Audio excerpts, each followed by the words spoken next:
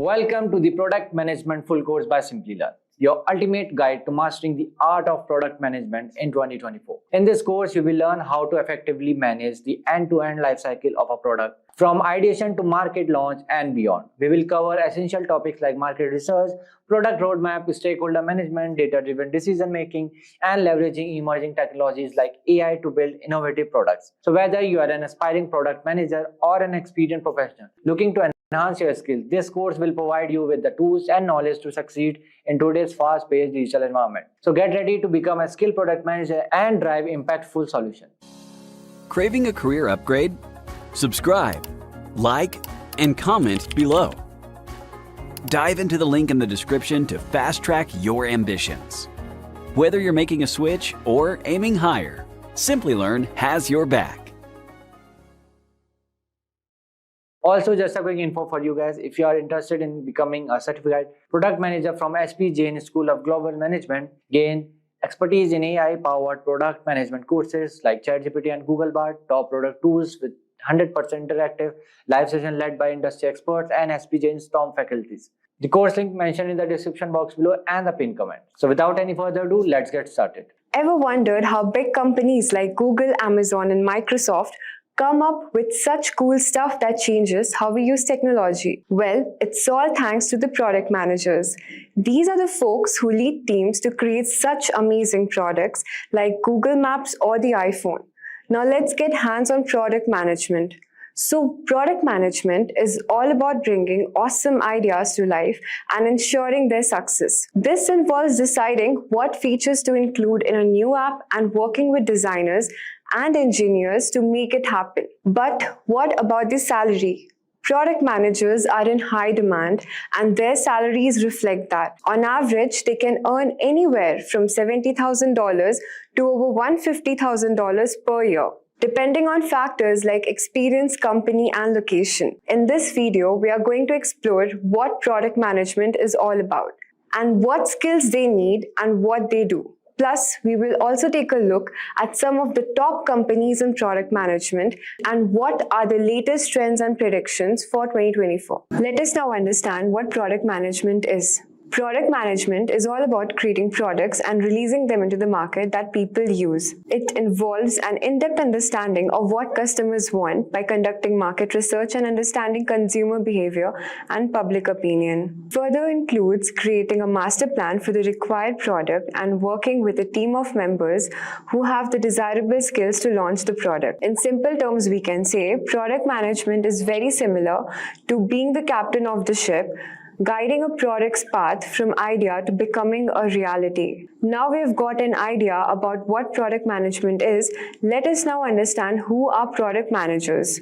A product manager is someone who helps create and improve products for a company. They decide how a product should work, what features it needs, and when these features should be released. They also work with different teams like engineers and designers to ensure everything is completed on time. Product managers are crucial for the product's success and ensure it meets its goals. They are responsible for communicating with customers and finding out what they like and don't like about the product, and then making the required changes to improve it. Now you might be wondering about the skills required to become a product manager in 2024. So let's discuss about skills required to become a product manager in 2024. In this video, we will look into the top 5 skills that are important for business to excel. First skill we'll discuss is technical expertise. Product managers work closely with web developers. Understanding web development and learning the developer's language is very crucial for effective collaboration. Second is critical thinking. Daily decisions about the product and its strategy require strong critical thinking and decision-making skills. Understanding of the UX, understanding user experience principle is vital for effectively communicating with the design team and prioritizing user needs. Then comes business savvy. Business savvy means having strong business skills which are very important to meet business goals, requiring a deep understanding of the company's success factors. And lastly, research skills.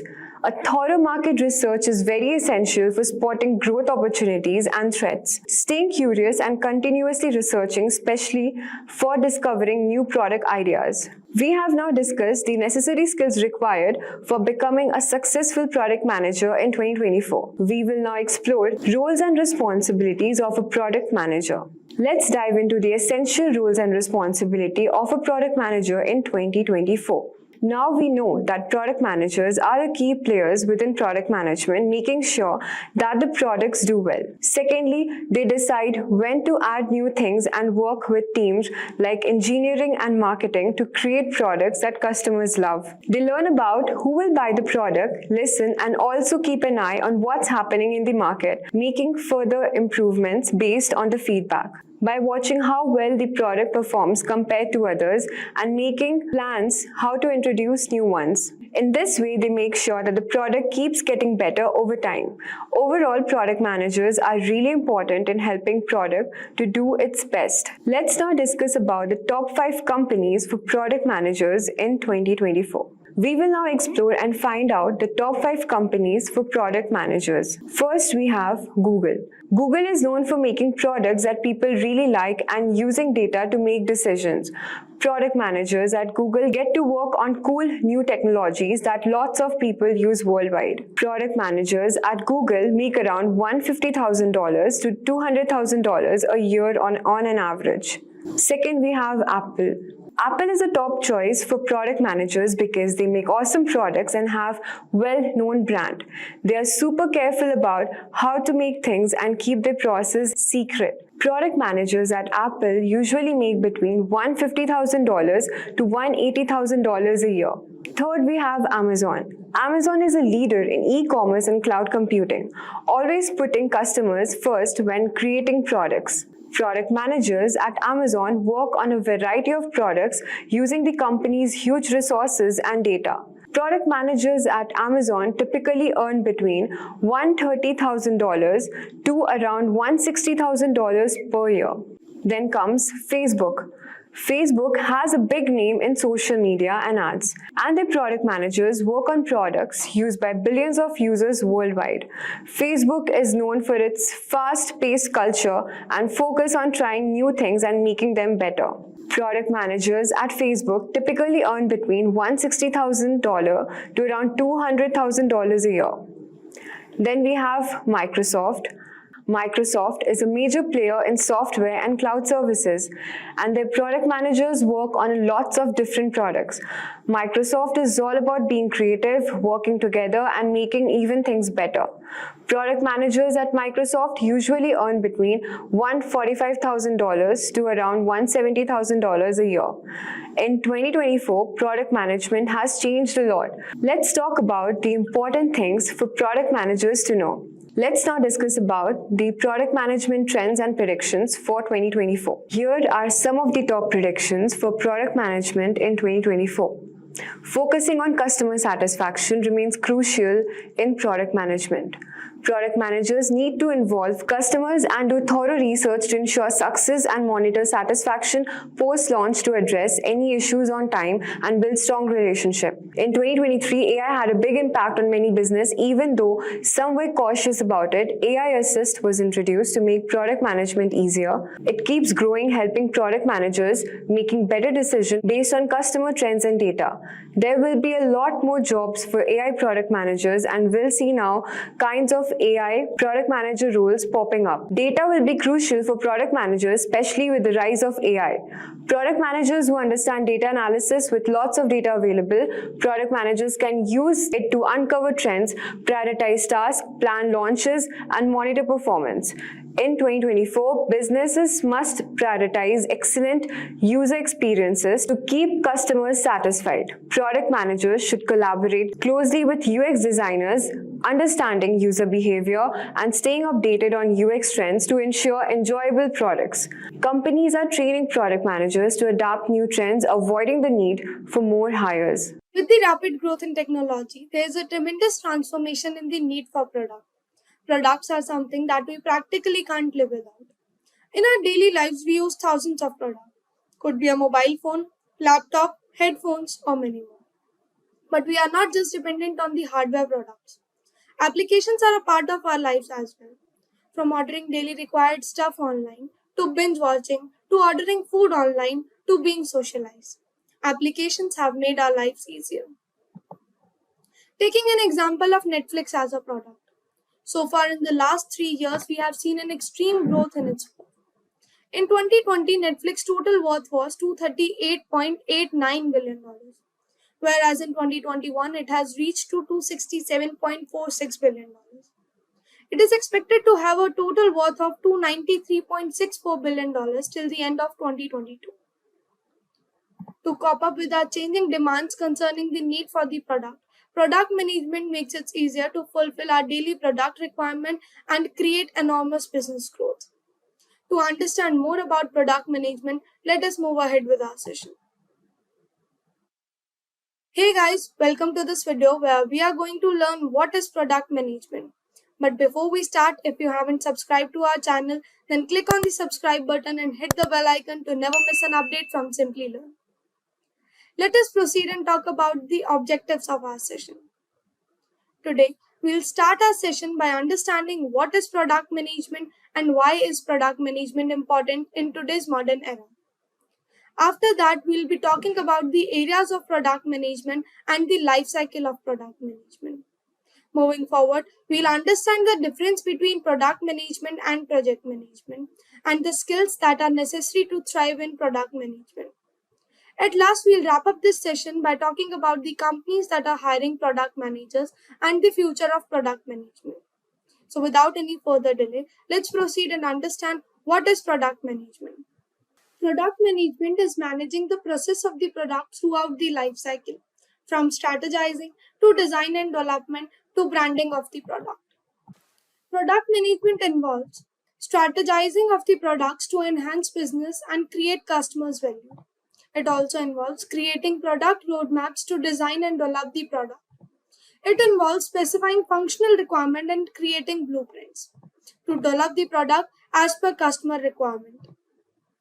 Once the product is developed, it is important to manage the customer feedback, and only then the price of the product is finalized. Let us proceed and understand why product management is important. So, product and market are the two essentials of marketing. Product management plays a crucial role in the success of the product, as product management is the voice of the market inside the industry. Product management helps in creating customers' value and business benefits.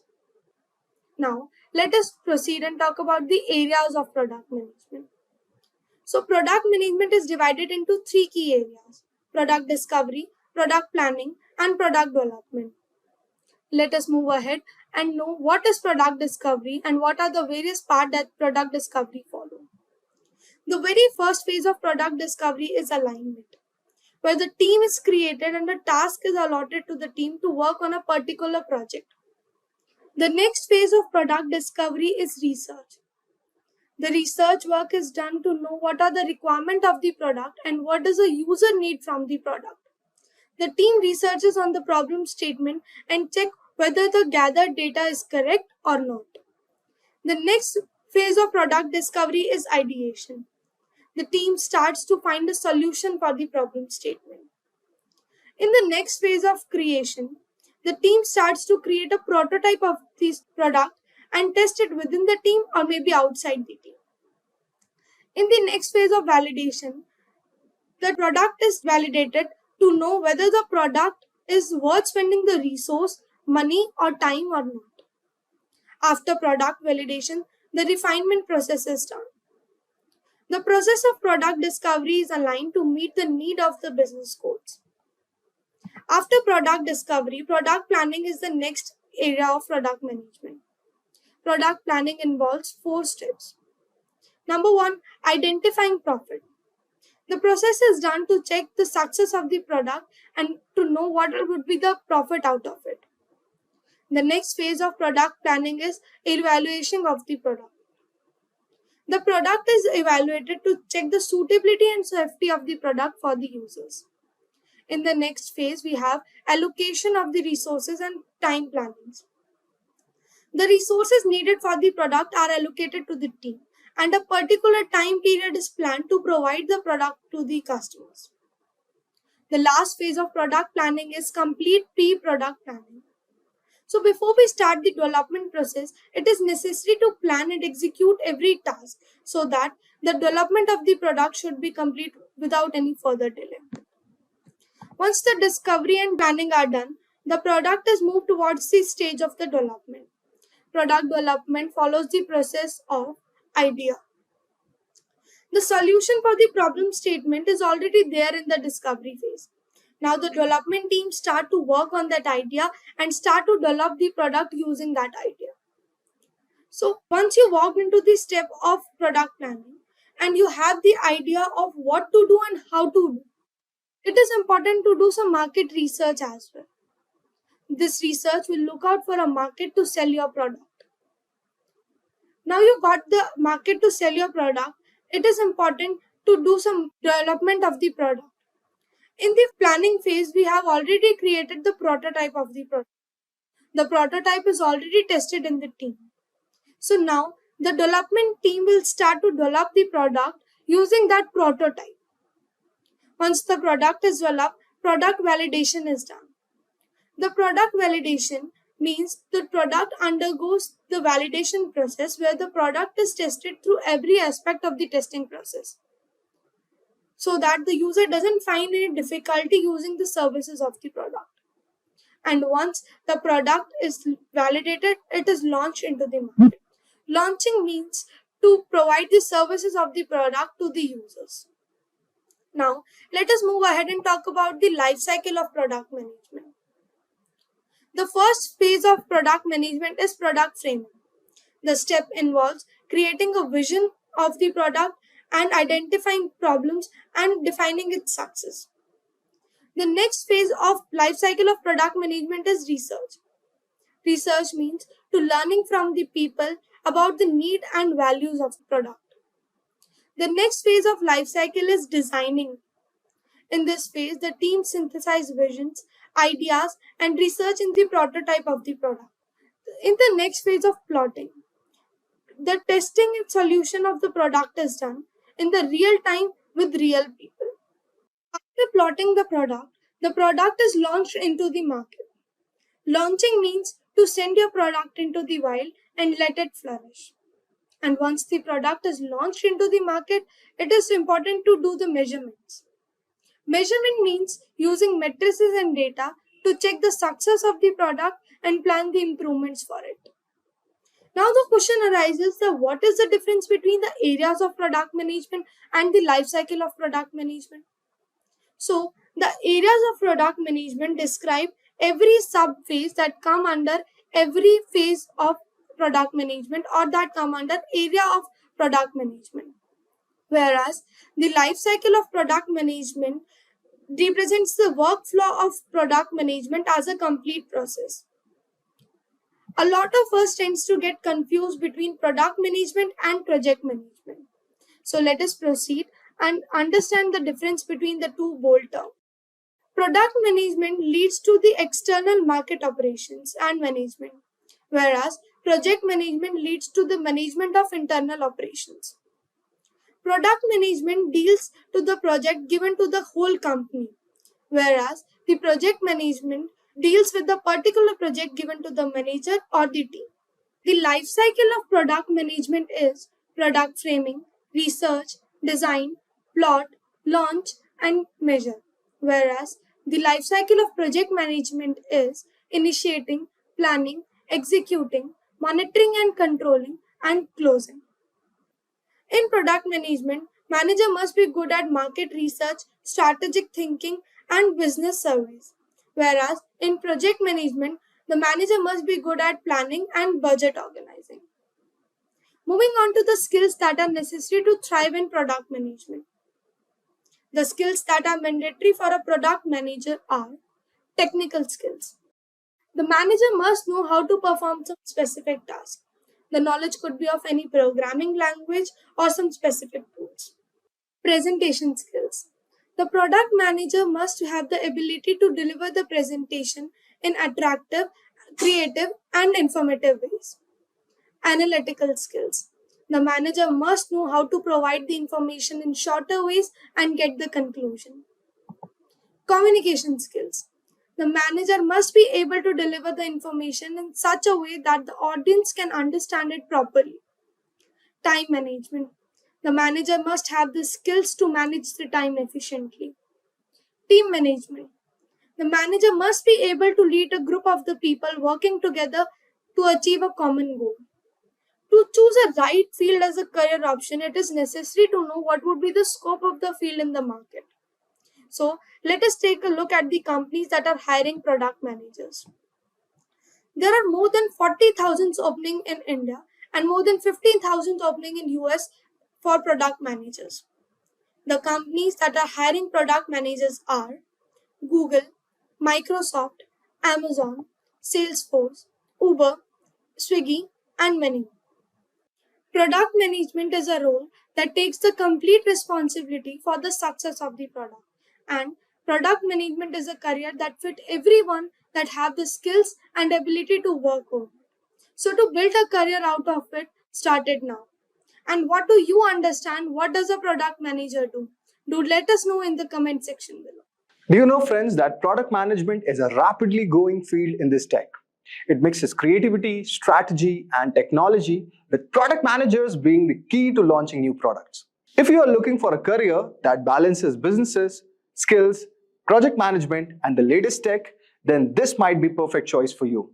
In today's video, we will be covering top 10 skills that one needs to become a successful product manager. Let's start with understanding first who is a product manager.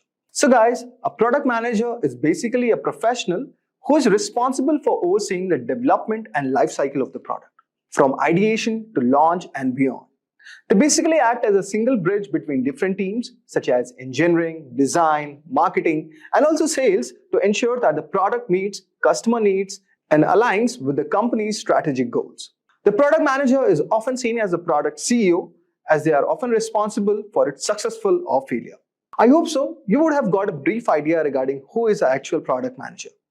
Now let's move on and discuss the top 10 skills which are required to become a successful product manager. So guys, our first skill is strategic thinking. Then is user-centric design approach. Moving ahead, we have product lifecycle knowledge. Then we have problem solving. Then we have prioritization techniques. Moving ahead, we have agile and scrum. Then we have performance metric analysis. Then we have effective communication, stakeholder management, and finally, negotiation and conflict resolution. Let's understand each of the skills one by one. So guys, our first skill is strategic thinking. So guys, strategic thinking involves looking beyond the immediate task and considering the bigger picture.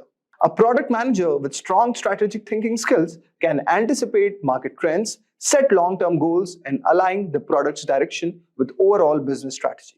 This skills helps in making decisions that ensures the product not only meets the current demands, but is also prepared for future challenges. For example, a product manager at a tech company sees that more people are using a wearable technology.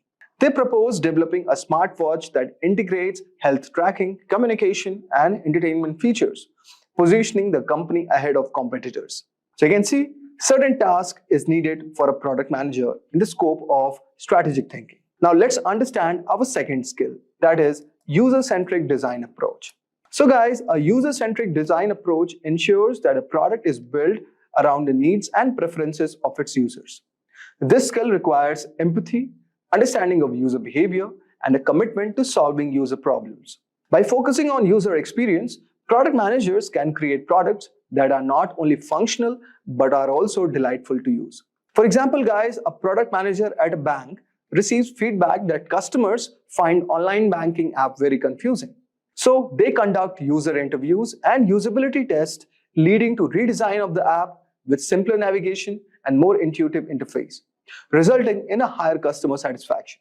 So you can see what is a task for a product manager in the domain of user-centric approach. Now let's move on and discuss our next skill, that is product lifecycle knowledge.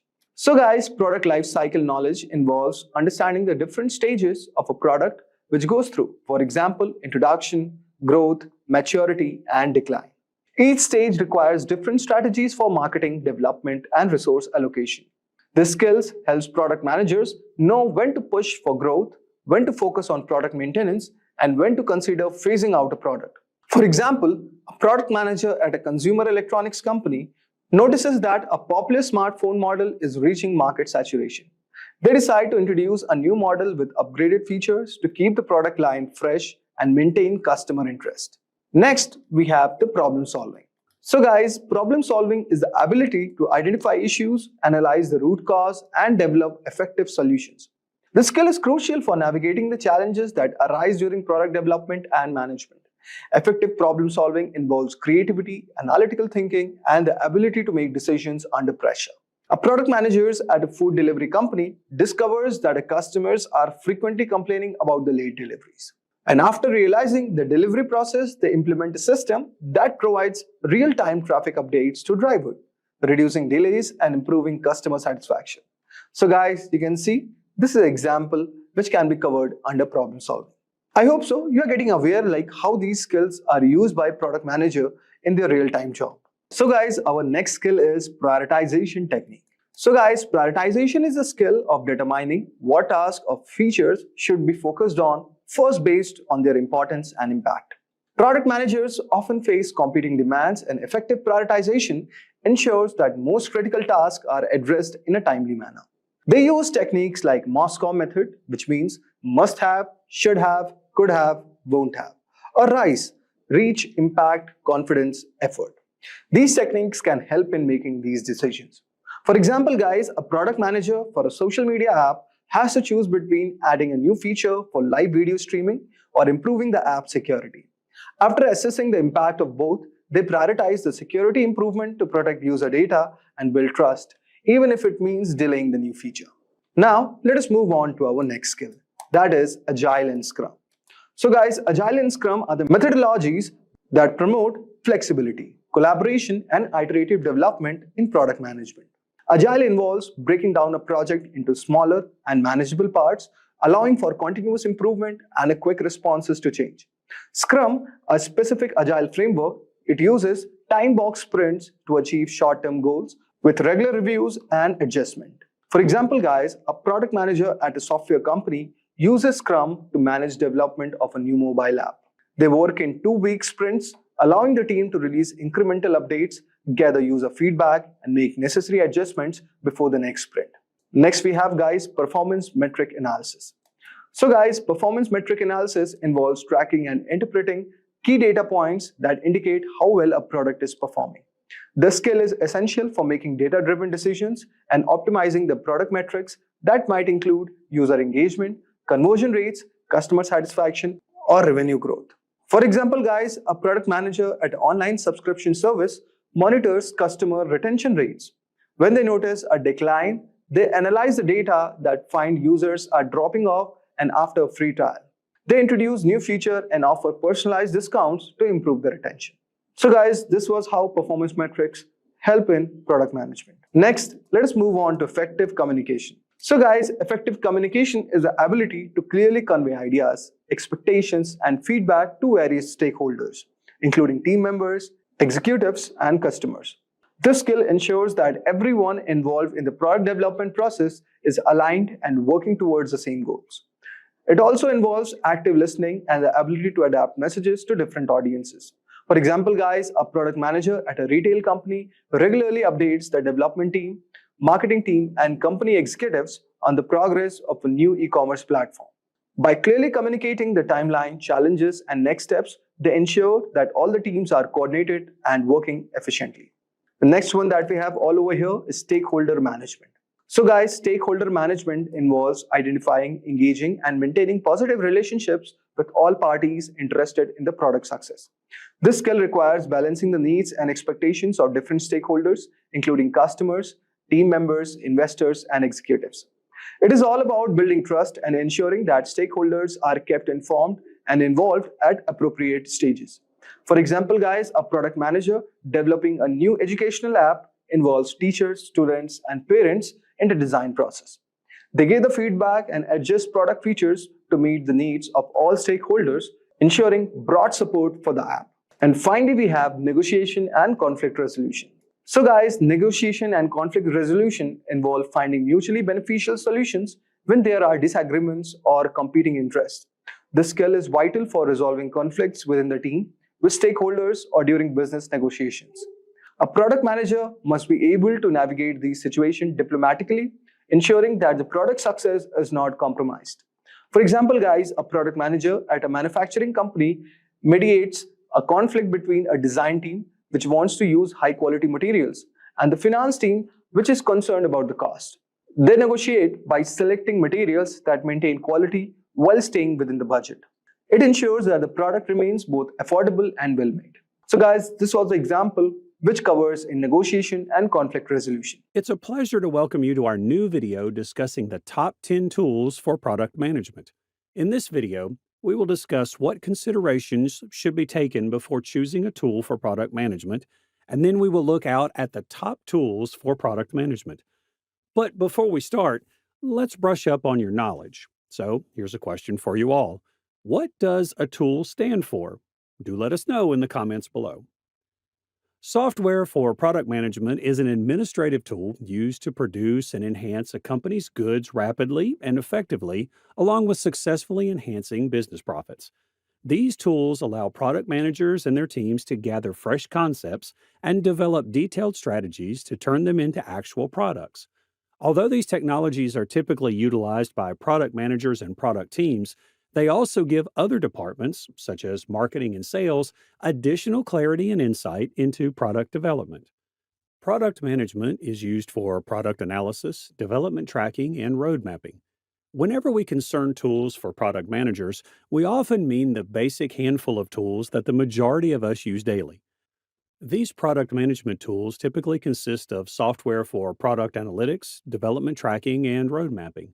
However, a product manager's duties go beyond simply gathering product perspicuity, surveying the backlog, and evaluating the product plan. Whether you are a beginner or an experienced product manager, you should utilize the right tool to ensure you are not overlooking a crucial aspect of your job. Product managers are frequently in charge of organizing the examination, choice, and purchase of product management solutions for usage inside their company. It might be challenging to choose the best product management solution, though. Now let's move ahead in our session and know what considerations should be taken before choosing tools for product management. Depending on the requirements of the business, each product firm will have a unique collection of tools in its accumulation. The set of tools that the product team employs to manage their operations is known as product management tool accumulation. These tools are frequently integrated, where they perform well together and complement one another. The product development efforts may succeed or fail greatly depending on the choice of product management tools. So, to have a successful product, there should be some considerations to follow up on before choosing a management tool.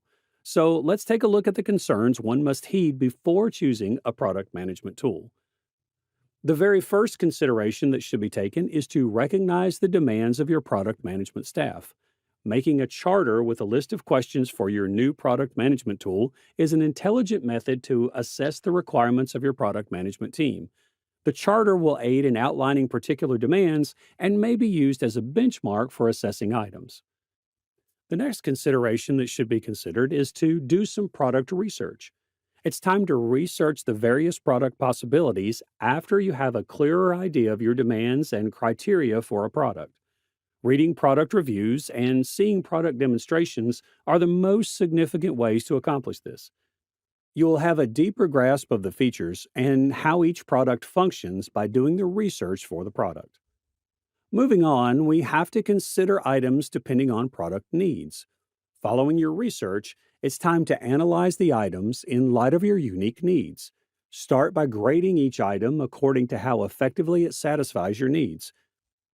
To rank the various items, you may add a column to each need to rank the various items. This stage will enable you to evaluate and contrast several solutions and decide which product management suite is best for your team. The next consideration is to aim to stay within your budget. When looking at product management solutions, budget is always an important consideration. But if you work for a startup or a smaller firm, it's much more crucial. Keep in mind that some of the top goods could have steep asking prices as well as ongoing costs. The simplest method to achieve this is to set a predetermined budget for your product tool and use it as a guide when weighing various possibilities. Then we have to make sure that the tool is with effortless use. Make sure the tool you use is simple to use before you buy it. Although it should be obvious, certain technologies are quite complex and need users to undergo many days of training. The technology that works best for you and your team will be the one that you find simple to use. Many tools allow you to try them out for free, so you may decide whether to buy them before you use them. The next consideration is reporting in real time. Find a product tool that offers real time reporting to save time. Creating reports that reflect the product's current condition will gather data from many parts of the product management systems. Moving on, we have a reputable interface. Although there are a lot of tools available, some of them appear somewhat dated. Expandability needs to be your main criterion when selecting a tool. Opting for something attractive looking doesn't hurt either. The last consideration that should be taken is security.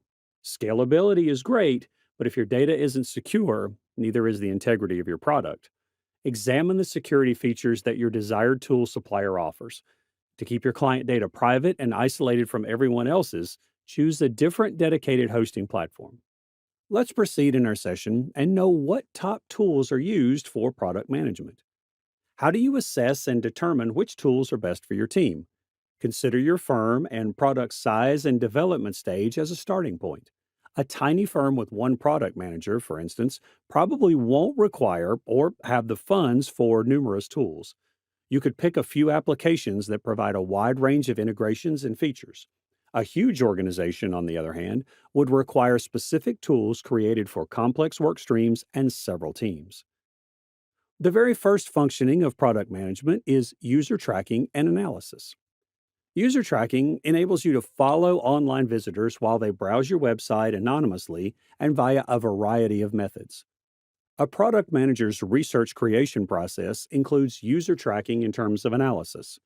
A wide range of tools is accessible for tracking and gathering data about the demands of the user for the product. These tools may be quite useful for gathering information and understanding how users of your software or visitors to your website interact with your offerings and content. Platforms for product analytics collect and assist you in analyzing what those customers do, but merely what they say and think. You'll want a product management platform, such as Done, that provides distinct analytics and insight into how customers utilize your product. User tracking and analytics can be done using Pendo. The tool used for user tracking and analytics is Pendo. Pendo assists businesses in determining who is using the features and products they are developing. You can find out which features people like and don't like, as well as how they move across your product range with the help of our product analytics tools. Additionally, you may examine how product adoption differs depending on an account, a user's job, or their attitude. Their objective is to provide product teams with the knowledge they need to do their duties more effectively and make daily decisions with less difficulty. Although in-app messaging provides our customers a method to quickly and simply put these insights into action, product analytics are fascinating and powerful. In the end, your capacity to experiment and influence behavior change within your product is what will help you grow your company and give your consumers better experiences. Apart from Pendo, the other tools that can be used for user tracking and analytics are Amplitude, Gainsight, and Google Analytics. The next functionality for product management is product strategy and road mapping. So, product strategy and road mapping is a basic exercise in product management. Even though PMs are renowned for their adaptability, mapping out your course reveals the type of stakeholder negotiating abilities and data-driven planning that make product management so successful. Our knowledge of PM's experiences indicates that Product Board goes toward the making things easier side. AHA is also practical and founded on reliable theoretical understandings of how product managers operate. When choosing your road mapping tool, remember that product managers are reportedly trusted by Airtable, Airfocus, and RoadMonk. The tool used for product strategy and road mapping is Product Board. Product Board is used to prioritize features, create roadmaps, collect customer input, and validate concepts. All the tools required to create a user-centered product. The road mapping capabilities of Product Board are noteworthy.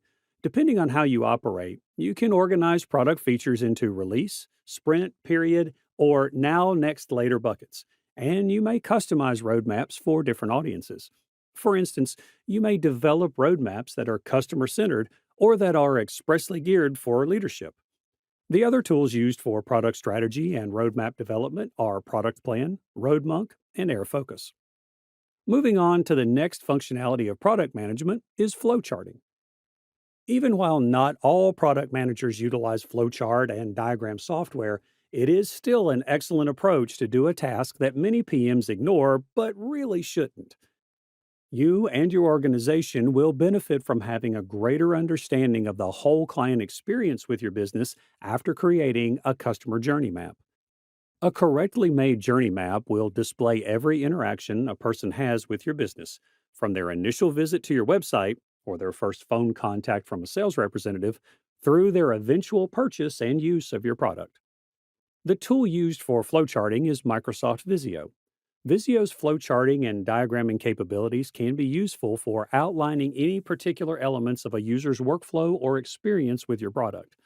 The flowcharts you generate using these tools may help you get insights into how to strategically prioritize your product roadmap, since they provide a visual representation of that workflow or experience rather than just a list of the stages your client will take. Apart from Microsoft Visio, OmniGraffle is the other good tool that can be used for flowcharting in product management. Now let's move ahead and know the other functionalities and tools for product management. The other functionality of product management is presentation. A key communication skill for a product manager is the ability to present. It is a component of conveying the product strategy to the company and the team developing the product. Additionally, it is a component of consumer communication. We frequently draw attention to the poor performance of roadmap presentation tools. However, this does not imply that Keynote or PowerPoint shouldn't occupy a significant position in your toolbox for product management.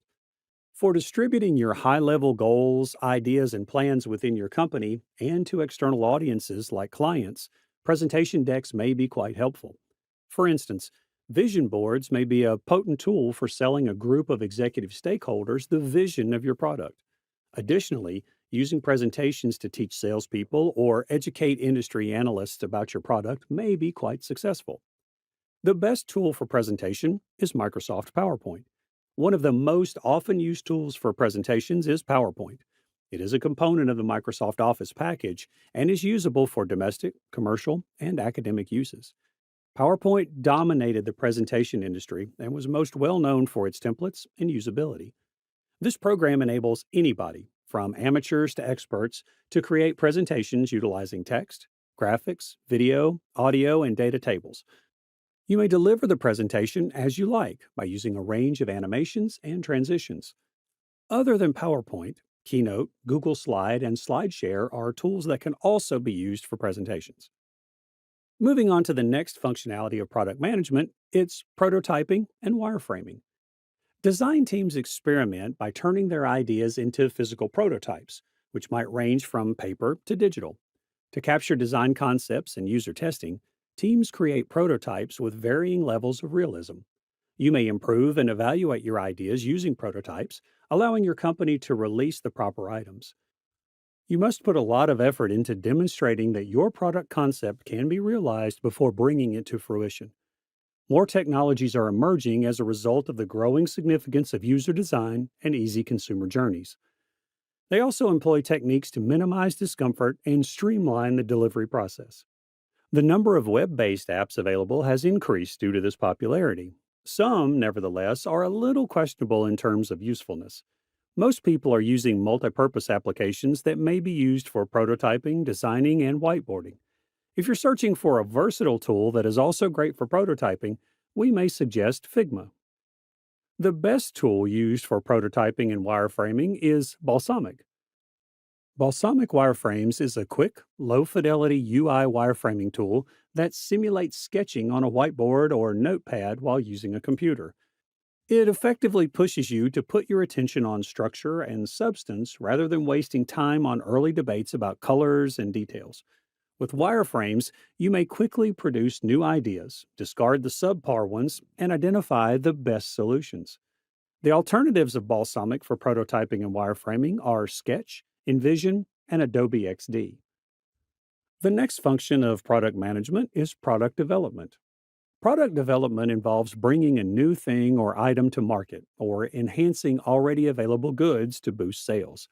A product is initially merely a sample. For a firm to become something that can be sold on the market, a lot of time and money must be invested.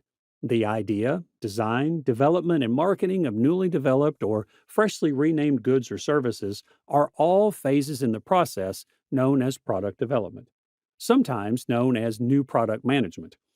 The entire process of creating a product, from conception through market launch, is referred to as product development.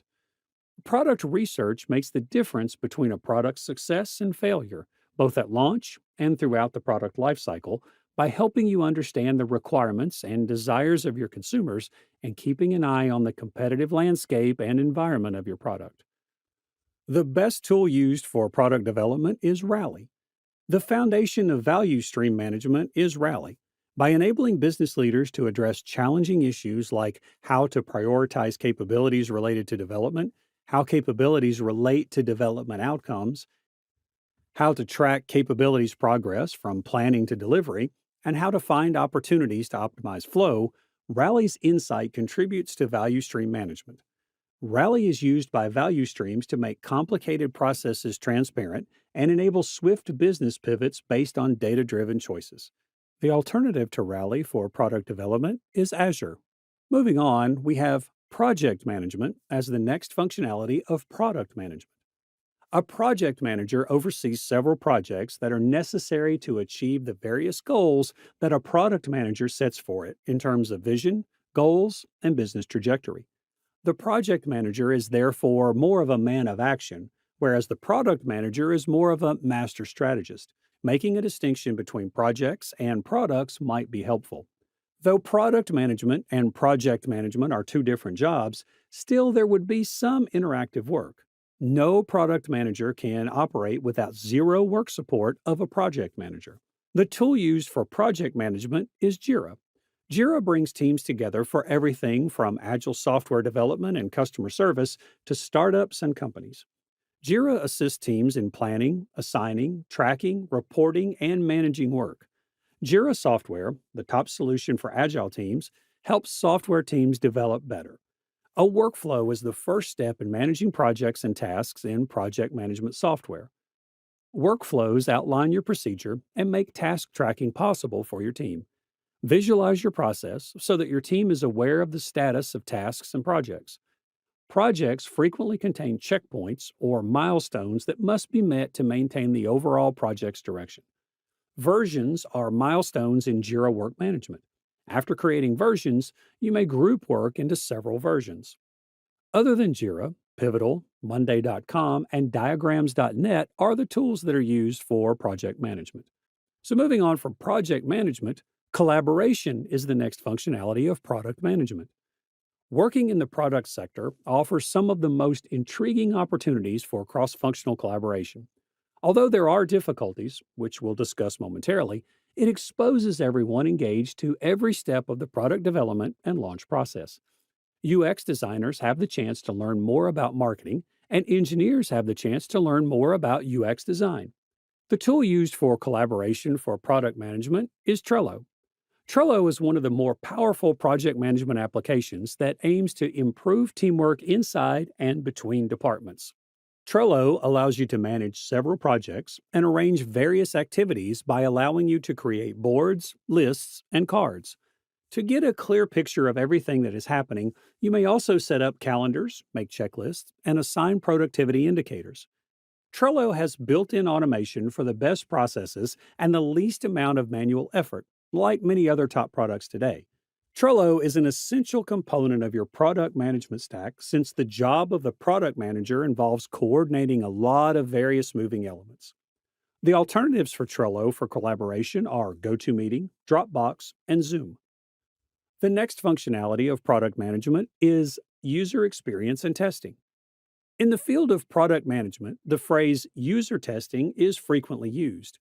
Usability testing is frequently used interchangeably with user testing. During the user testing phase of the design process, you analyze your product or service using actual customers to develop user centered designs.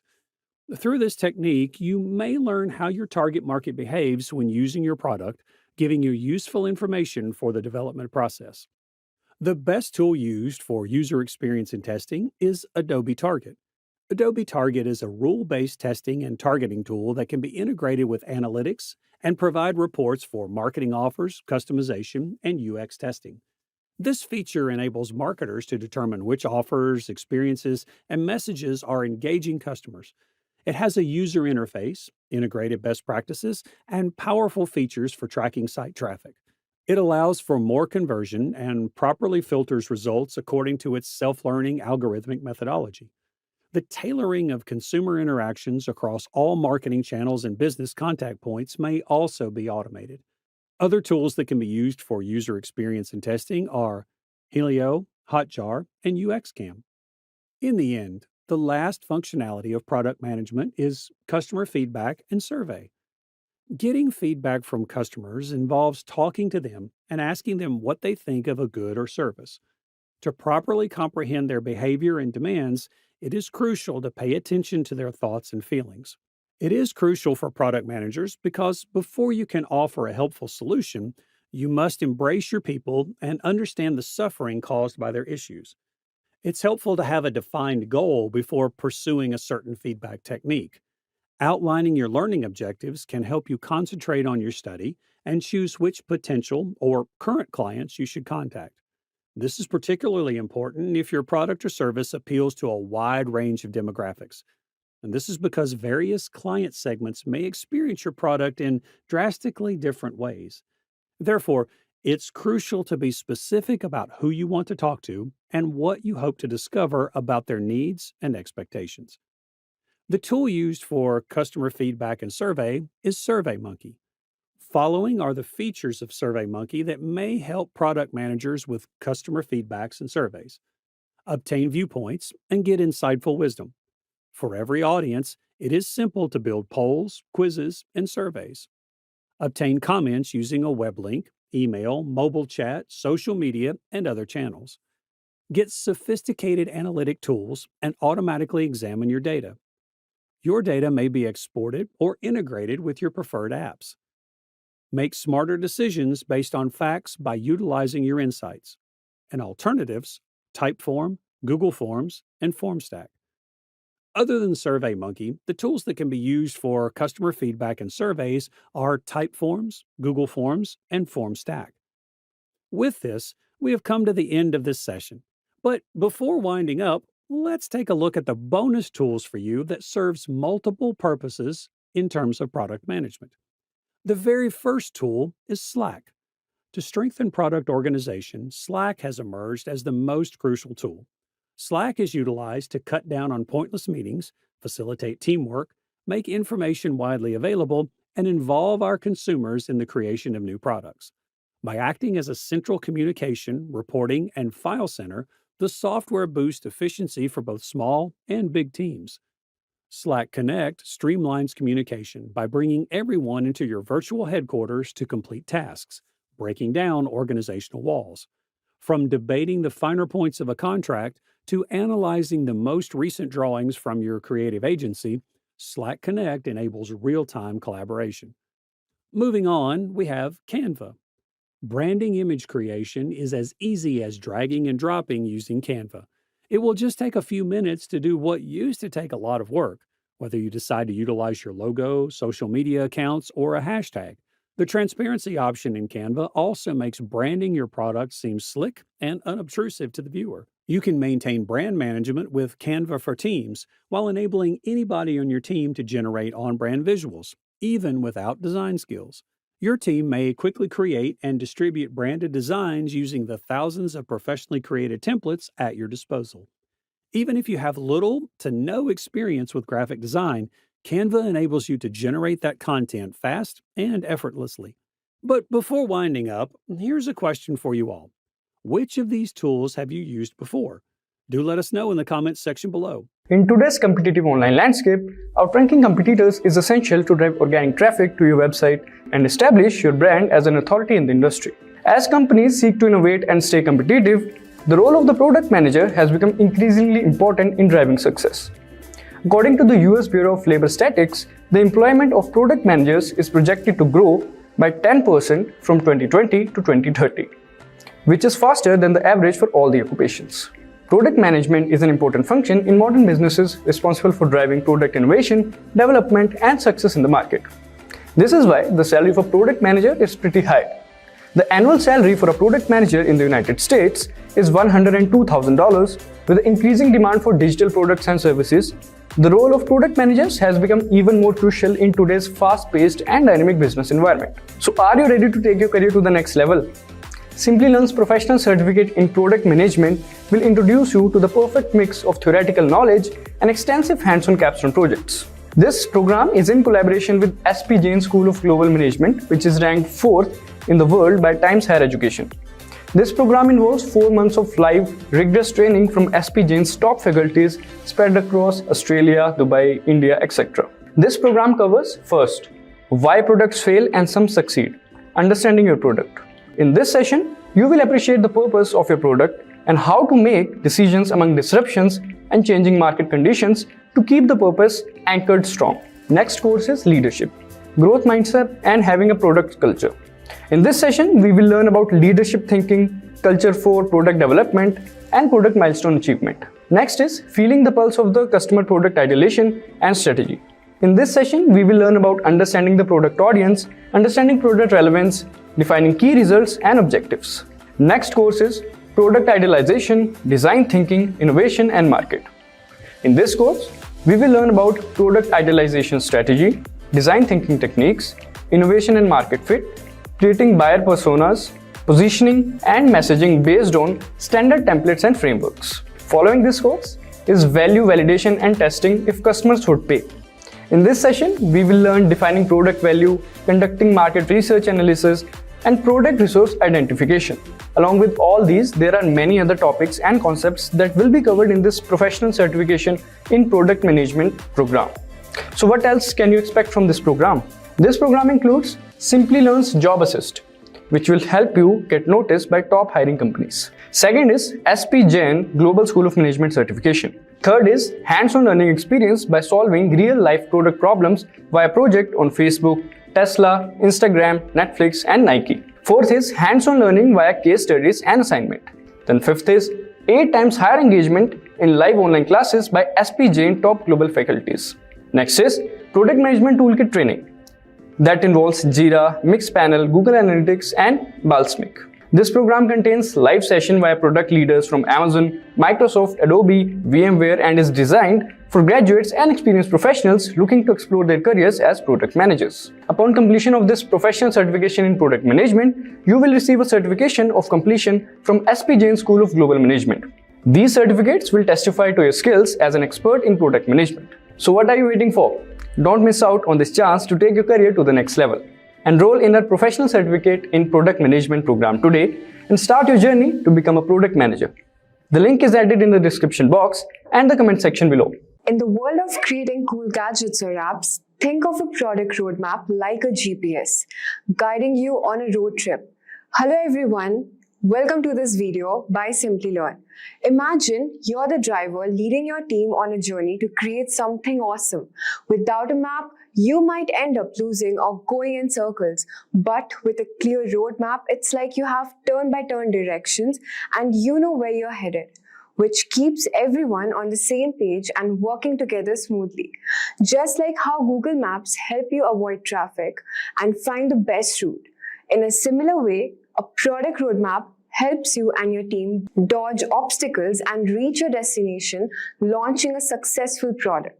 It acts as a guide for product managers to communicate with their team and navigate their product development process.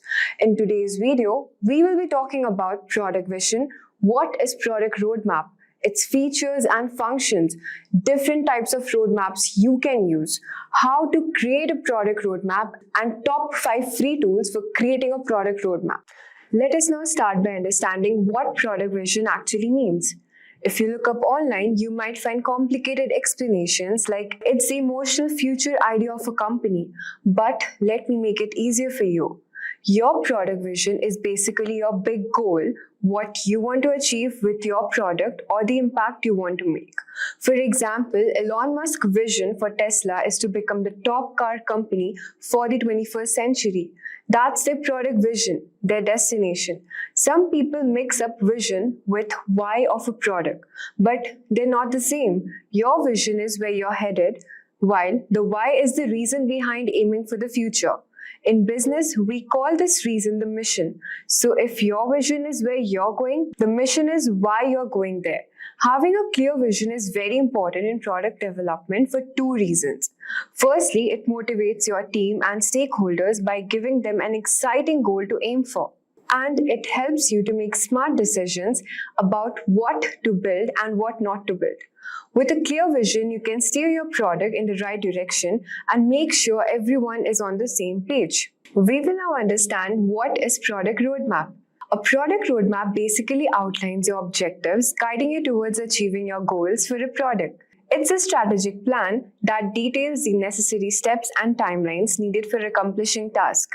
Product roadmaps play a very crucial role as they assist in prioritizing and planning ahead at each stage of product development.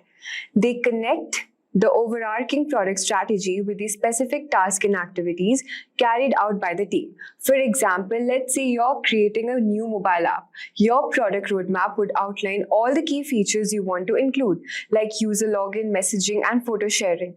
It will also break down when each feature needs to be developed, tested, and released to users. Here, the product roadmap helps us to stay on track and reach our destination, launching a successful app. Let's discuss the key features and functions of a product roadmap. Firstly, the roadmap serves as a high-level plan charting the course from concept to final release. It lays out the key milestones, deliverables, and timelines the team needs to hit, which are shared with stakeholders and developers to ensure everyone understands the plan and stays on the track. Regularly updating and consulting the roadmap keeps the team focused on the big picture and the ultimate goal. A vital function of the roadmap is to prioritize product initiatives and features. By defining what will be built and when, the roadmap enables the team to focus their efforts on the most impactful and strategic elements, allocating resources efficiently. The roadmap also communicates the product strategy to stakeholders, from executives to the sales team. This visual representation fosters buy-in and collaboration across the organization. Roadmaps play a key role in managing expectations by outlining planned releases and feature rollouts and settling clear expectations for customers. Lastly, the best roadmaps incorporate flexibility, adapting to changing market conditions, customer feedback, and new strategic priorities aligned with evolving business needs. We will now explore different types of product roadmaps and how they help us to achieve our product goals. At first, we have portfolio roadmap. This roadmap provides a broad overview of stages for multiple products. Imagine you're overseeing a company that develops both mobile apps and platforms. Here, the portfolio roadmap will help you to see the big picture, what's happening across your product portfolio. Second, we have strategy roadmap, which emphasizes high-level initiatives and efforts to meet product goals. For example, it might include goals like improving user experience, expanding product offerings, or enhancing customer support. Third, we have release roadmap, which breaks down the task and timeline to finalize a product's creation. This could include steps like designing user interfaces, coding functionalities, testing for bugs, and finally releasing updates to app stores. Features roadmap. This roadmap basically shows features and timelines of when product features will be released. It helps ensure the development efforts are aligned with the planned feature releases. Next, we have sprint roadmap. It is used when the agile framework to plan the team efforts during a sprint. For instance, if your team is working in a 2-week sprint to add new features to a website, this sprint roadmap would outline who is responsible for which task during that time frame. Next, we will now understand how to create a product roadmap. Creating an effective product roadmap doesn't have to be complicated. With a well-crafted roadmap, you can bring clarity and focus to your product development journey. Remember to define your purpose, identify your audience, and be ready to adapt along the way. Let me walk you through the 7 key steps. The first step is to define your product purpose. What are the main goals and objectives you're trying to achieve with this product? Get really clear on the core purpose. This will serve as the foundation of your roadmap. Next, identify your audience who will be using the product and referencing the roadmap. Understanding your key stakeholders from executives to customers will help you tailor the roadmap to meet their specific needs and expectation. Third, gather input and feedback from the stakeholders. Talk to your customers, your sales team, and your developers. Get their insights on what's the most important to include in the roadmap. This collaborative approach will result in more well-rounded plan. The fourth step is to determine the main theme or pillars of your product roadmap. These are the high-level categories or focus areas that will guide your development efforts. Things like new features, product enhancements, or infrastructure improvements. Once you have those key themes identified, you can break them down into more specific, actionable items. These are the individual tasks, milestones, and deliverables that will bring each theme to life over time. With your theme and action being defined, you can then choose the right format for your roadmap. Will it be a visual timeline, a table of initiatives? The format should make it easy for your audience to quickly understand the plan. Finally, remember that your roadmap is not set in stone. Review it regularly and update it as needed to reflect changes in your business market or customer needs. Flexibility is key to ensuring your roadmap remains relevant and valuable. Follow these 7 steps and you'll be well on your way to creating a product roadmap that aligns your team, excites your stakeholders, and ultimately drives your product success. We will now discuss the 5 free tools for creating a product roadmap. You must now be wondering how to create effective product roadmap. Well, I'm now going to share you the top 5 free tools that you can use to build your roadmap and keep your product development on track. First up, we have Trello. Trello is a versatile project management tool that also happens to have some great roadmap templates that you can use. Next, we have Notion, a collaborative workspace that includes roadmap templates in their free plan. Next, we have got Jira, which is a popular tool that can be leveraged for creating and managing effective product roadmaps. Of course, we can't forget the classic Microsoft Excel and PowerPoint. This tried and true spreadsheet tool may not have all the bells and whistles, but it's a very simple and effective way to map out your product roadmap. We will now discuss how to make a product roadmap in Excel. Today, I'm going to walk you through step-by-step process to build one using Microsoft Excel. Let me illustrate with an example. Step 1. The first thing you'll do is to map out your overall strategy. Identify the key components you need to include in your roadmap. These could be things like product phases, future releases, or team responsibilities. Get these main elements listed out in the column. This will be on the vertical axis of your roadmap. Step 2. You'll want to set up a timeline across the top of your spreadsheet. The horizontal axis will serve as a time reference for your roadmap. You can break this down in months, quarters, or any other time increments that make sense for your project. Step number 3. Now it's time to start building out the visual elements of your roadmap. Create swim lanes to group related tasks and initiatives. You can even add sub-swim lanes to break things down even further.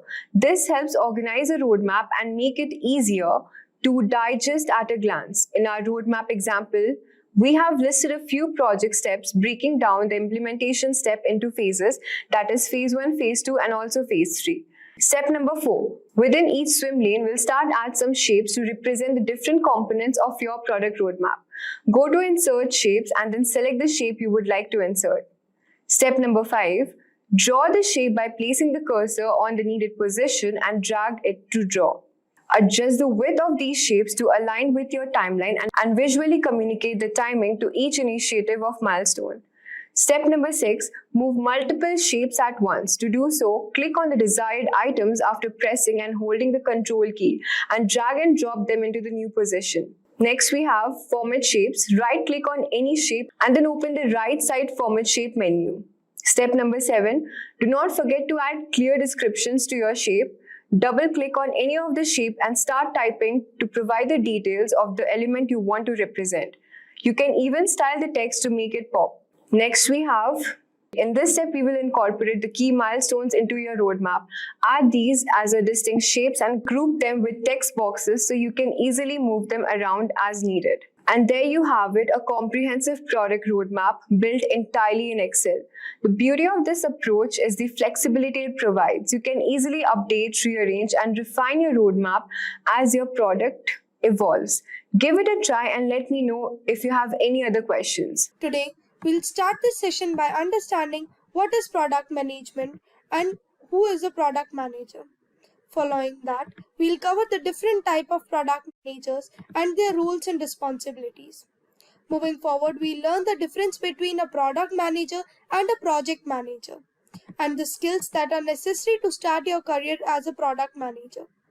And stick till the end because we'll wrap up this session by knowing the top companies that are hiring product managers and the average salary of a product manager.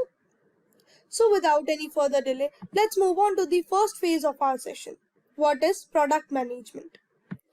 Product management is managing the process of the product throughout the life cycle, from strategizing to design and development to branding of the product. Product management involves strategizing products to enhance the profits of the business, creating customers' value, creating roadmaps to get a clear idea of how to design and develop the product, specifying functional requirements, and creating blueprints. Then the development of the product is done as per the requirements. And once the product is developed, it is necessary to take customer feedback and finalizing the price of the product. Now, let us understand who is a product manager. The product manager is the one who leads the team by managing the product throughout the life cycle, from strategizing to design and development to branding of the product. The product manager is the mini CEO of the product as he leads the product within the organization. The product manager is an important organizational role that focuses on long-term vision for a product. The role concentrates on the marketplace and plans the success of the product by analyzing the market needs for the product. The product manager sets the strategy and roadmaps for the product in order to provide a relevant and valuable product to the customers. The product manager acts as an association between business, developers, and users. The product managers can relate to different operations based on organization working for. For example, research and development, marketing and sales, or testing or maintenance for the product. The product manager is the individual who looks after delivering a valuable product to the market, addressing the market needs. The primary focus of a product manager is to gather the market requirements and strategize the product as per that only. The manager ensures that the product meets the needs of the market and the customer. This role is responsible for providing business to the company by developing new products and improving the already existing products. Now that you know who is a product manager, here's a question for you. What according to you is the best product in the market and why? Let us know in the comment section below. Now, there are various types of product managers. Every organization defines the role of a product manager in its own ways. On the basis of roles and responsibilities, the product managers can be differentiated into various different types. So let's move ahead and understand the different types of product managers. The very first type of product manager is a product manager. The manager manages the entire product life cycle that looks after every aspect of a product, that is, strategizing, road mapping, development, branding, etc. The other type of product manager are product owners. The product owner is an individual who defines the user stories and create a product backlog. The product owner is the primary point of contact on the behalf of the customers. The third type of product manager is distributed product manager. The manager looks at the various distributed models of the product teams, that is B2B, business to business, B2C, business to customer, or B2B2C, that is business to customer. The next type of product manager is platform product manager. The one manages the internal stakeholder platforms involving web, mobile, softwares, or hardwares. Moving on to the next type of product manager is technical product manager. The individual works with the engineering team and the internal stakeholders, that is, design team, development team, and the technical leads. The last type of product manager is growth product manager. The manager focuses on improving the business growth by looking at the customer's growth, acquisitions, and the activations. Now, let's move ahead and know what are the roles and responsibilities of a product manager. The product manager looks after a lot of works and operations of an organization.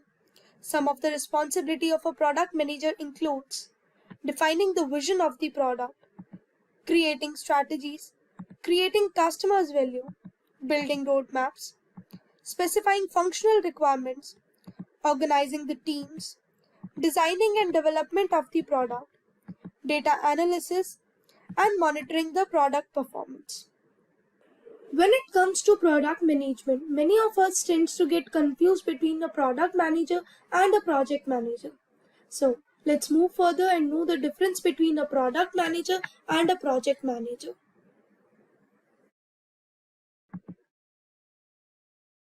The product manager deals with all-round needs of a product, from strategizing to design and development to branding of the product. On the other hand, a project manager deals with applying techniques to complete a particular project. The product manager focuses on building up the value of the product, but the project manager focuses on the work coordination. The product manager owns the what. On the other hand, the project manager owns the how. The product manager must be good at market research and strategic thinking, whereas a project manager must be good at planning and budget organizing. The product manager brings the idea related to the product into the marketplace. On the other hand, the project manager uses specific skills to deliver a valuable product. Now, let's move further and know the skills that are necessary to start your career as a product manager. The skills that are necessary for a product manager are strategic thinking, leadership skills, time management, empathy skills, communication skills, analytical skills, presentation skills, customer orientation, and self-confidence. To start your career in product management, you should be aware of the future scope of the field. So, let's take a look at the companies that are hiring product managers. The topmost companies that are hiring product managers are Google, Microsoft, Amazon, TCS, Oracle, SAP, HCL, Wipro, Zoho, and many more. Now, let's move to the end of this session and know what is the average salary of a manager. So, the average salary of a product manager in India is 10 lakhs per annum, whereas the average salary of a product manager in US is approximately $90,000 to $1,60,000 per annum. With this, we have came to the end of this session. But before ending this session, which company would you like to work for as a product manager? Do let us know in the comment section below. So to get a push in your career to start as a product manager, start learning now. We'll start this session by understanding what is the product and product management, and then what is project and project management. Moving forward, we'll understand who is a product manager and a project manager. Following that, we'll take a look at the difference between product manager and project manager.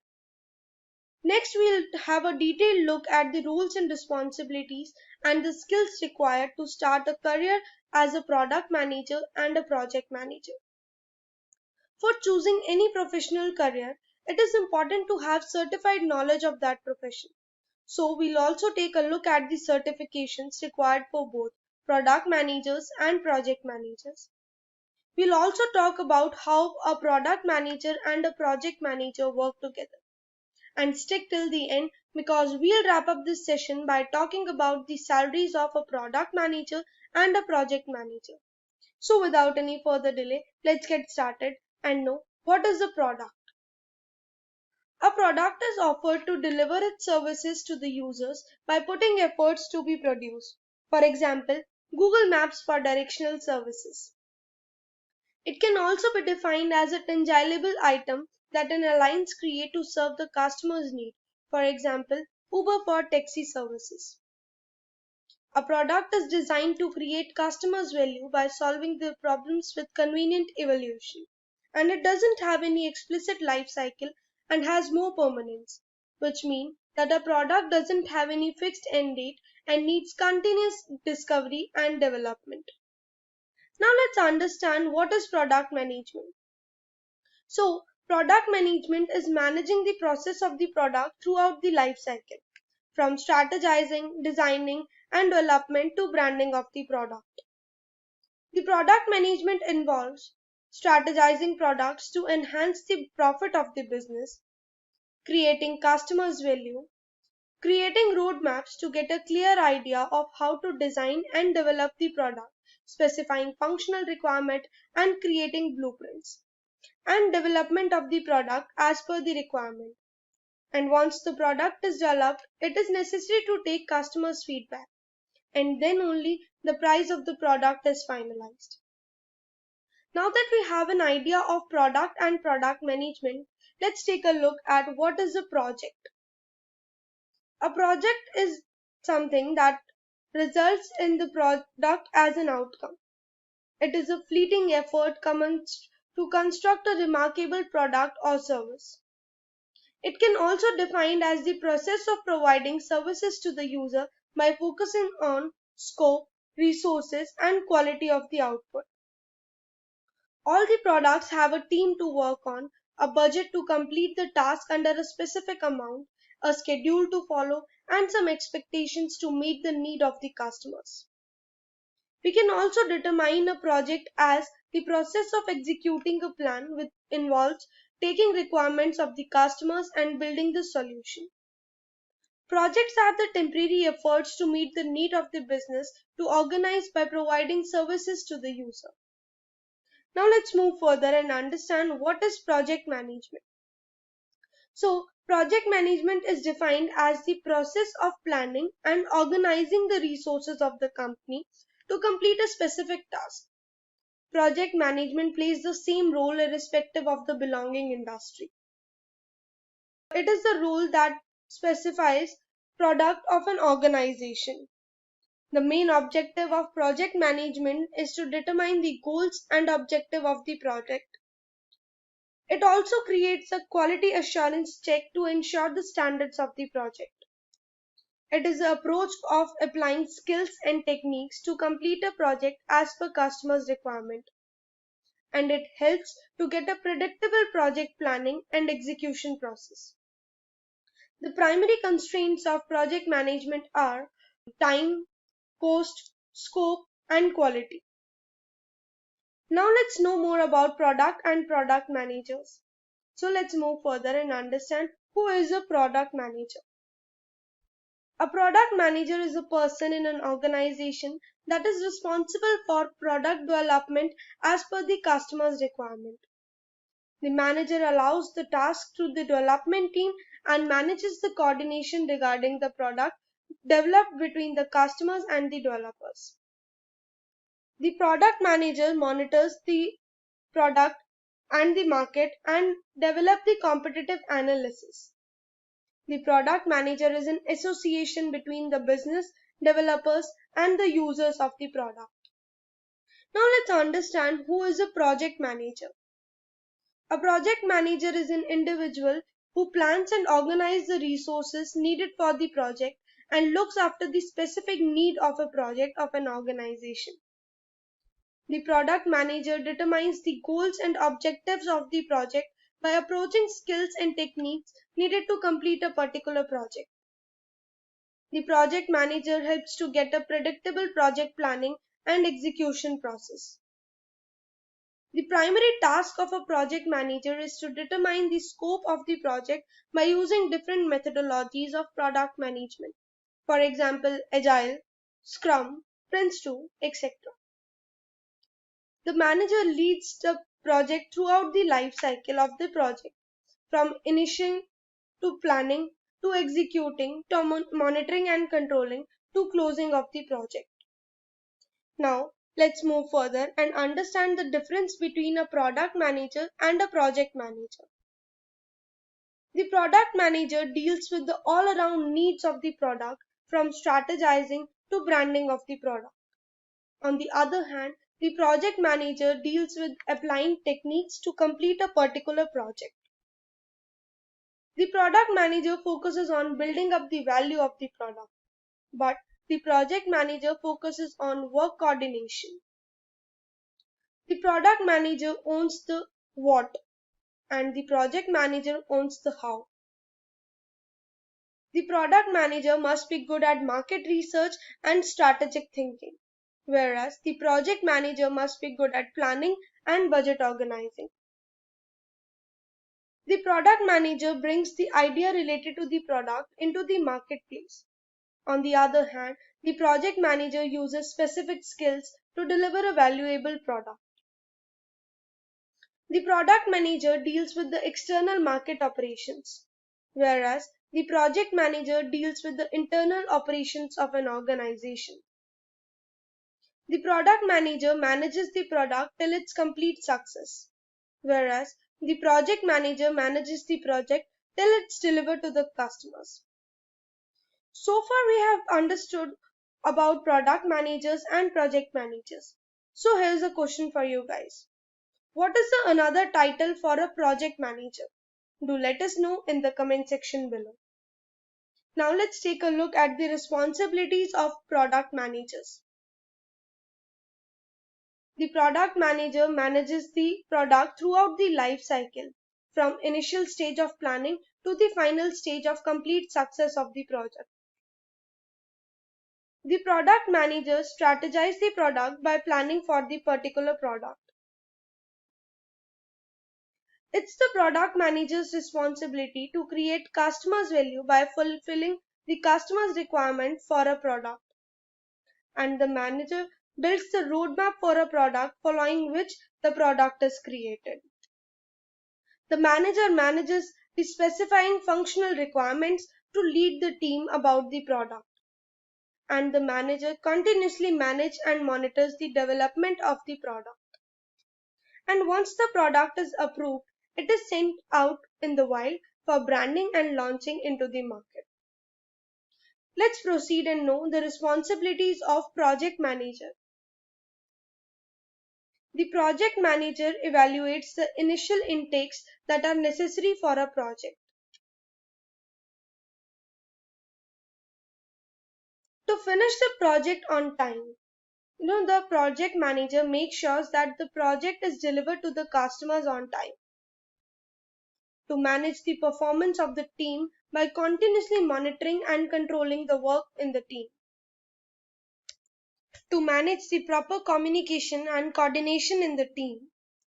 To achieve the goal and objective of the project within the given time period. To meet the customer's requirement and make them happy. For being a product manager, one must have all the skills that are required for the profession. So let's know what are the skills that are necessary to thrive in product management. Skills that are necessary for a product manager are strategic thinking. The manager must be able to plan successful future for the product. Leadership skills. The manager must have the skills to lead a group of the people working together to achieve a common goal. Time management. The manager must be good at managing the time and complete the task under the given time period. Empathy skills. The manager must be able to understand the employee's mindset and thinking. Communication skills. The manager must be able to communicate easily with others in order to understand the other person and make him understand his own perspective. Analytics skills. The manager must have the ability to gather information about the product and analyze the information by having a market research about that. Presentation skills. The manager must be good at presenting his thoughts in a creative and attractive ways. Customer orientation. The manager must know how to put the needs of the customers over the needs of the business. Self-confidence. The manager must have self-confidence because only then he or she will be able to lead the team. Now, let's know what are the skills necessary for a project manager. The skills that are necessary for a project manager are: the project manager must have a good knowledge of project management methodologies. For example, waterfall, agile, scrum, prince2, and many more. Risk management. The manager must be able to identify and control the threats to the organization's earning and capitals. Basic knowledge of project management tools. The manager must have the basic knowledge of project management tools, for example, dashboards, reporting, timesheets, and many more. Cost management. The manager must be good at managing the project cost to provide maximum benefits to the organization. Adaptability. To become a manager, one must be able to adjust to different conditions and circumstances. Critical thinking. The manager must be able to think rationally and understand the logical relationship between the ideas.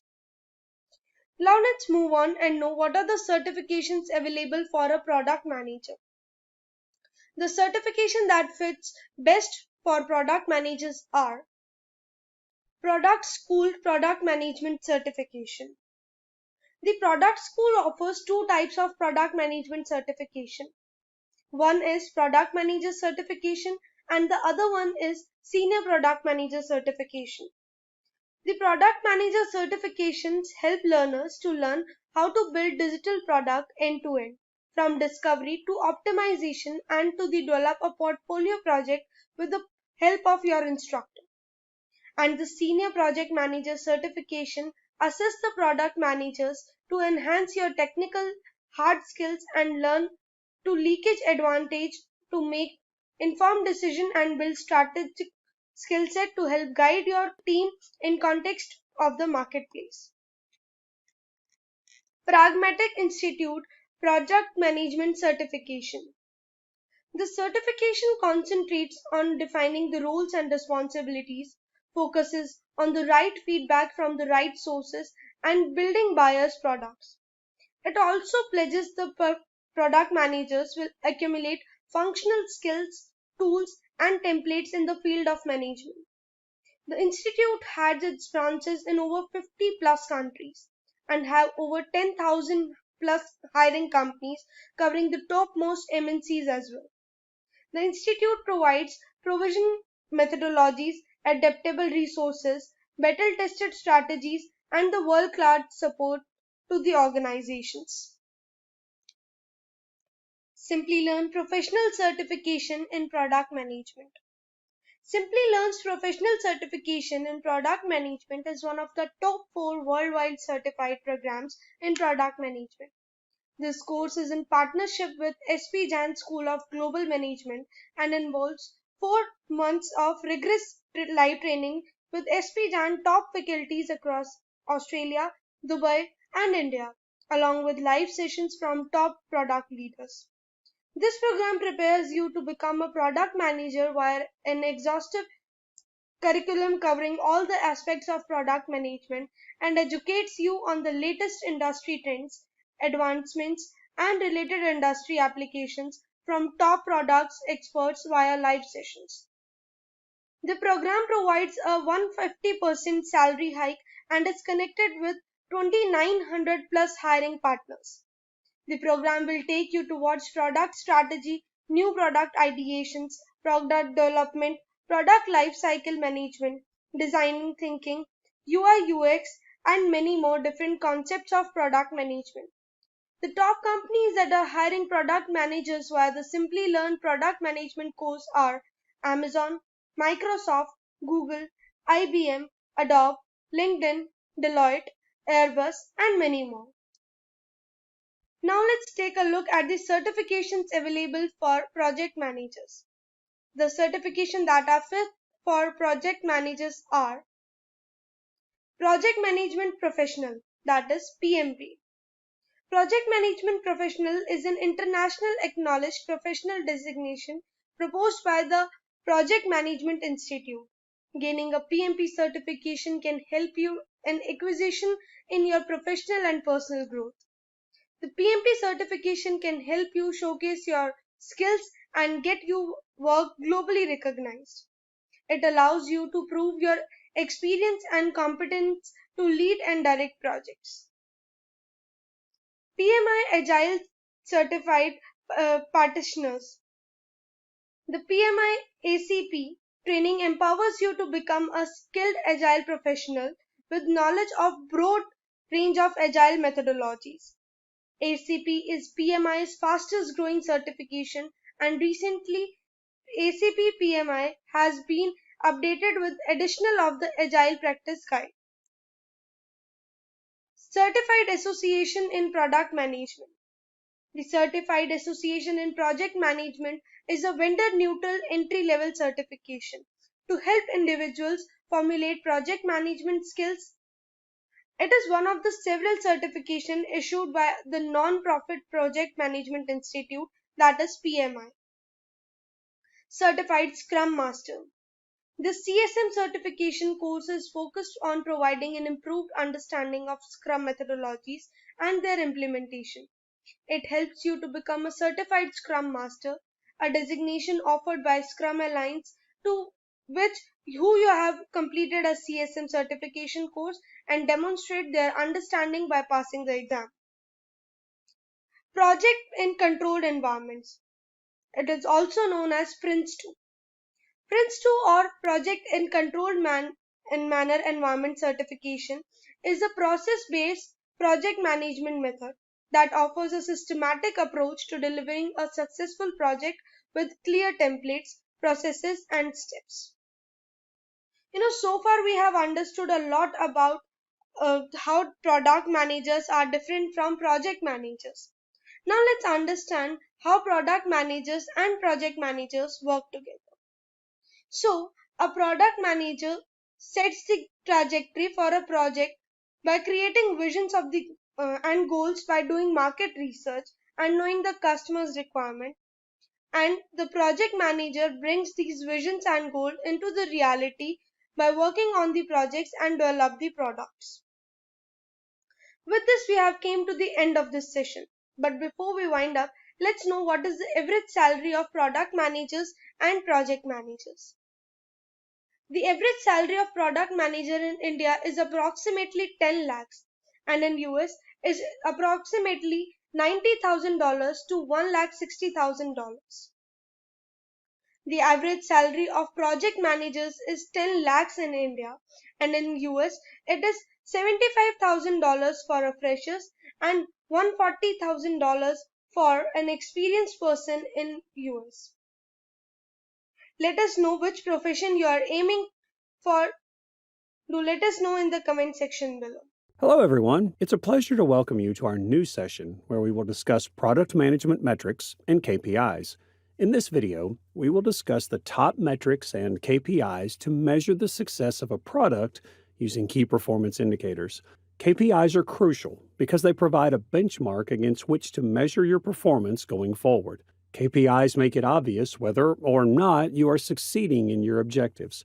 And by using KPIs, you may define objectives, plan a course of action to achieve them, and assess your progress as you go. But before moving ahead in our session, don't forget to subscribe to our channel and hit the bell icon to never miss any updates from Simplilearn. Now, before we start our session, here's a question for you all. What, according to you, is the most important metric that defines the success of a product? Do let us know in the comments below. Today, we'll start this session by providing you with a brief introduction to the product management metrics and KPIs. And then we will be discussing product management metrics and KPIs, and stick to the end because we will be discussing product management frameworks, which are the HEART framework and the R framework. Let's start with the session and know about product management metrics and KPIs. Like other company teams, product management teams utilize key performance indicators, or KPIs, to set clear goals and natural choices, recognize success, and spot risks and problems. A lack of KPIs can cause a product management team to have a poor sense of progress, making it challenging to evaluate and learn from past work and make it difficult to prioritize amongst different activity streams when progress veers off course. The product manager often defines these KPIs depending on what they think are the most crucial indicators to measure and report on. The product's success and the product management process are ultimately measured and improved using product KPIs. The breadth of the product manager's KPIs might vary depending on the organization's procedures and product type. The KPIs could significantly favor the design and manufacturing of the product, for instance, if the team's primary goal is product development. However, if they want to recognize the influence on the customer, the KPIs might be more broad to include use and consumer behaviors. The decision-making process about the KPIs that matter must ultimately be left to the product team leader, although it should be highly influenced by the organization's top-level goals. Let's now understand what are product management metrics. Metrics for product management give product managers the crucial information they require to monitor the performance and health of their products.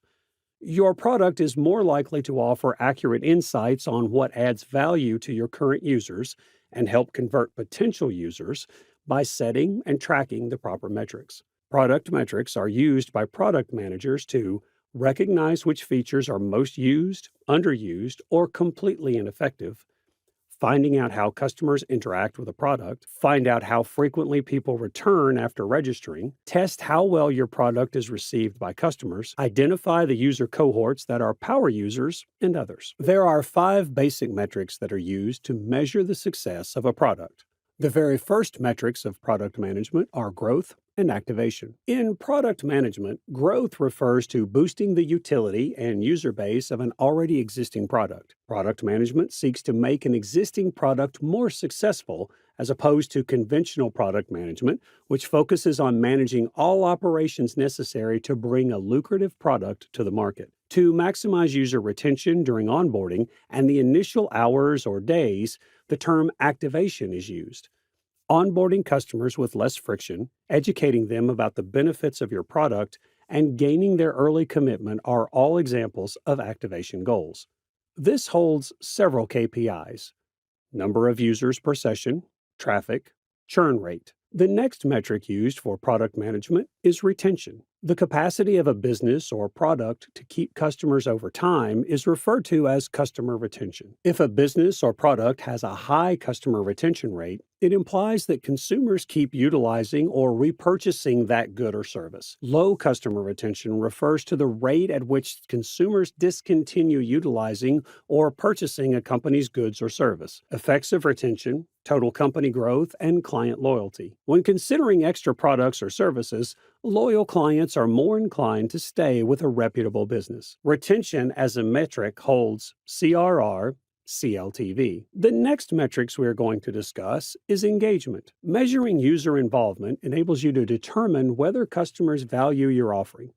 Logins, downloads, and the amount of time people spend on your website are all indicators of engagement. Engagement holds daily and monthly active users, session duration. Moving on, we have user happiness as the next metric used in product management. Since user happiness is a self-reported statistic, asking users to estimate their happiness rather than observing their behavior is necessary. Happiness in the context of products and services refers to a gratifying or enjoyable user experience. Contentment, joy, and delight are additional nouns that can be used to denote happiness. User happiness is a self-reported assessment. Thus, rather than observing people's actions, you need to ask them how happy they are. That also implies that prejudice and feelings are present in this situation. User happiness holds NPS, rating on the App Store. And the last metric used for product management is revenue. Revenue is the cash that a firm generates via its operations. Depending on the accounting technique used, there are several ways to compute revenue. Sales made on credit will be included as revenue for products or services provided to the client under accrual accounting. Revenue may be recognized following certain standards, even though payment has not yet been made. The cash flow statement must be examined to determine how well a business collects debts. Cash accounting, on the other hand, only counts sales as revenue when payment is made. Revenue holds: CAC, MRR, ARPU. Now, let's move ahead in our session and understand what are product management KPIs. The success of a team may be measured using KPIs for product management. Product management, sales, and marketing teams, as well as other business experts, use these KPIs to set objectives, track development, and address problems. Because they offer advice on setting priorities and assigning tasks, KPIs are beneficial for product managers and other team leaders. The creation and management of high-quality products for a corporation depend on these metrics. Product managers can carry out the following tasks thanks to KPIs: establish goals, track development, take notes on prior work, make sensible choices, manage competitors, resolve issues, deliver high-quality products. The very first product management KPI is monthly recurring revenue, or MRR. A company's predictable income stream from month to month is measured by its monthly recurring revenue. This metric's main objective is to compare performance between different subscription terms or packages, each with unique features and costs. For companies that provide software as a service, or SaaS, or make money by selling subscription services, this type of technology is ideal. These sales activities are recurring and simpler to predict than one-time purchases. Product managers may monitor the business's financial health and track the rise or drop of monthly revenue using MRR. This gauges a product's monthly gross sales. If you wish to compute this, you must take into account the MRR at the beginning of the month, add the income from new customers, and subtract the number of customers you lost. For subscription-based businesses like SaaS, where no further sales are made after a client becomes recurring, MRR is simple to evaluate. Monthly recurring income is calculated by multiplying the average monthly revenue per user by the overall number of users for a particular month. The next product management KPI is the customer retention rate. It is the proportion of clients who remain clients after a specific amount of time. The length of time you can keep clients will be measured using this KPI in product management. You should also check to see if steps are consistently done to keep clients if the number of customers departing starts to fall. Without a retention plan, it is common for firms to focus solely on recruiting new clients while utterly disregarding their current clientele. Asking your former clients why they choose to stop doing business with you is another strategy you may employ to lower the retention rate. Always remember that acquiring new consumers is harder than maintaining relationships with your current clientele. Older customers are more likely to spend more money with you than new ones. Additionally, it is common for current customers to test new features, upgrade plans, or offer comments. It could be more profitable for a corporation to concentrate on keeping them.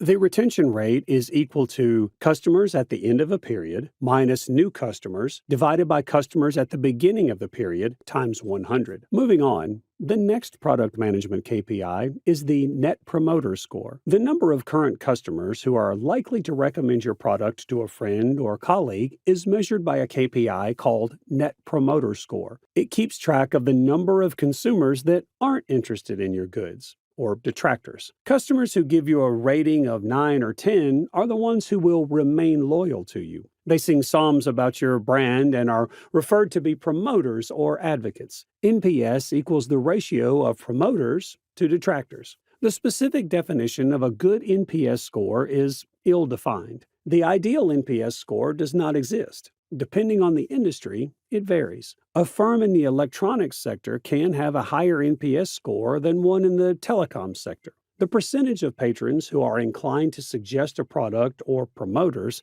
and those who disapprove of it, or detractors, is known as the Net Promoter Score. A high NPS promotes growth. and knowing how many customers are complaining might help a company identify a problem with the customer experience. This measure displays the most popular product features and may inspire teams to come up with fresh concepts for brand new features or improved UX design. Here's the equation. NPS is calculated as the percentage of promoters minus the percentage of detractors. The next KPI used in product management is average revenue per user. The average revenue per user is the amount of money a business may anticipate from a single client. This is an excellent technique for an SaaS business to evaluate the effects of a new strategy, a new subscription plan, or a pricing change. Which client segments provide the greatest value may be determined by running the computation for several subgroups. This can provide information to investors about profitability levels, guide investment choices, and guarantee the business's financial stability. You may calculate the amount of money each user generates each month or year using ARPU. Knowing your ARPU may help you make decisions more easily when you are unsure of how to price a new product or when you want to raise the price of an already existing product. Both new users and current users can have their ARPU calculated. For a new user, ARPU refers to metrics that are based on accounts after the price of the product or subscription plan changed. But for an existing user, it relates to figures from before the price change. ARPU is calculated as monthly recurring revenue divided by total accounts. The next product management KPI is customer acquisition cost. The anticipated cost of acquiring one customer for your firm is known as the customer acquisition cost. Understanding the necessity of measuring CAC is essential if you plan to operate a firm for the long term. CAC covers the money you spend on advertising, overhead, the effort of the sales staff, software used, and other expenses.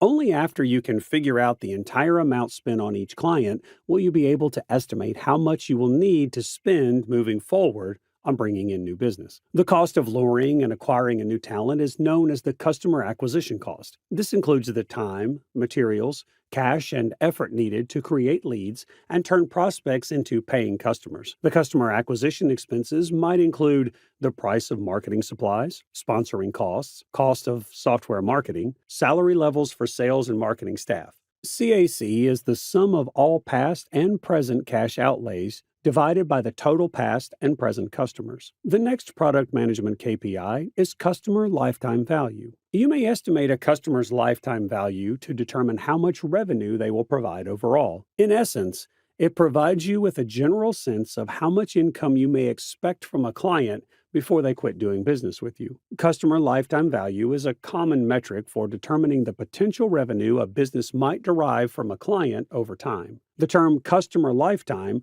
refers to the typical length of time a customer supports a business. Value is the amount of money or profit that a client is worth. A firm may plan its economic stability and do financial forecasting using CLTV. Obtaining cash from investors might also be aided by it. Product managers may learn from CLTV how much money they can spend on acquiring and retaining customers. These expenses include those for lead creation, marketing, and retention tactics. They want to ensure that their expenditures are reasonable given the return on their investment. Establish the average customer lifetime and average revenue per user for your company to compute CLTV. CLTV equals average revenue per user times average customer lifetime. The next product management KPI is the number of customers acquired. The number is not reserved only for your sales and marketing staff.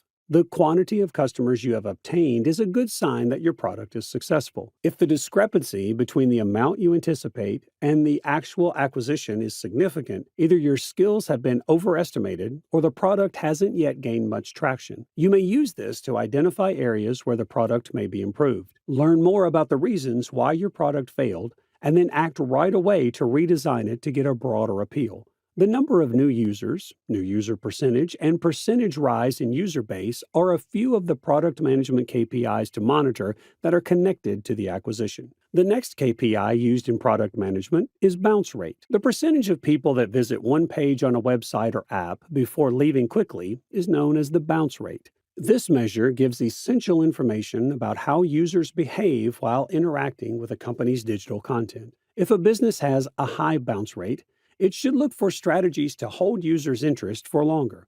It is a statistic that assesses the proportion of people that access just one page before leaving the website or simply staying for a brief period. The bounce rate provides you a chance to improve the offering so that the visitor explores more pages and progresses farther down the sales funnel. You may boost the average user's focus on the website by using this statistic. The bounce rate should be decreased according to the product manager. The next KPI for product management is churn rate. The pace at which customers depart a business, or the churn rate, is the reverse of the retention rate. Particularly following a product modification, it provides information on client satisfaction. Two different turnover rates exist: client churn and churn in revenue.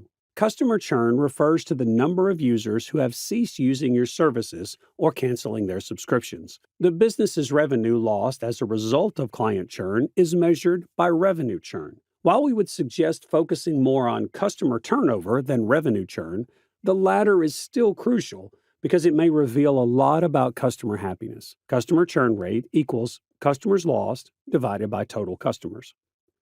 Moving on, the next product management KPI is the customer satisfaction score. The level of a client's happiness with a product or service feature is known as the customer satisfaction score. Companies can identify it by conducting customer satisfaction surveys, which are typically rated on a scale of 1 to 10. This can assist managers and staff in determining how they might enhance their efforts to provide a better client experience. A leader can use it to decide whether they want to do a more in-depth qualitative examination of client happiness. CSC is a metric that assesses consumer satisfaction with a given commodity or service. Customers are asked to rate their satisfaction with a particular item or service using a rating scale in this kind of survey. This metric is calculated by adding the scores and dividing them by the total number of respondents. CSC gauges how satisfied a single feature or service is, whereas NPS gauges total satisfaction. To continually learn from the customer how they like utilizing a certain feature, use CSC frequently. Make sure you address their problems based on the feedback to provide them with compelling reasons to renew the product. The next KPI we have for product management is the number of users per session. A product manager may learn which aspects of an app are most used by monitoring the number of user activities every session. This is dependent upon the acts that a user repeats. This is particularly beneficial if a business is evaluating the use of a new website or application component. They can measure client interest in the modification to see whether it is intriguing or practical.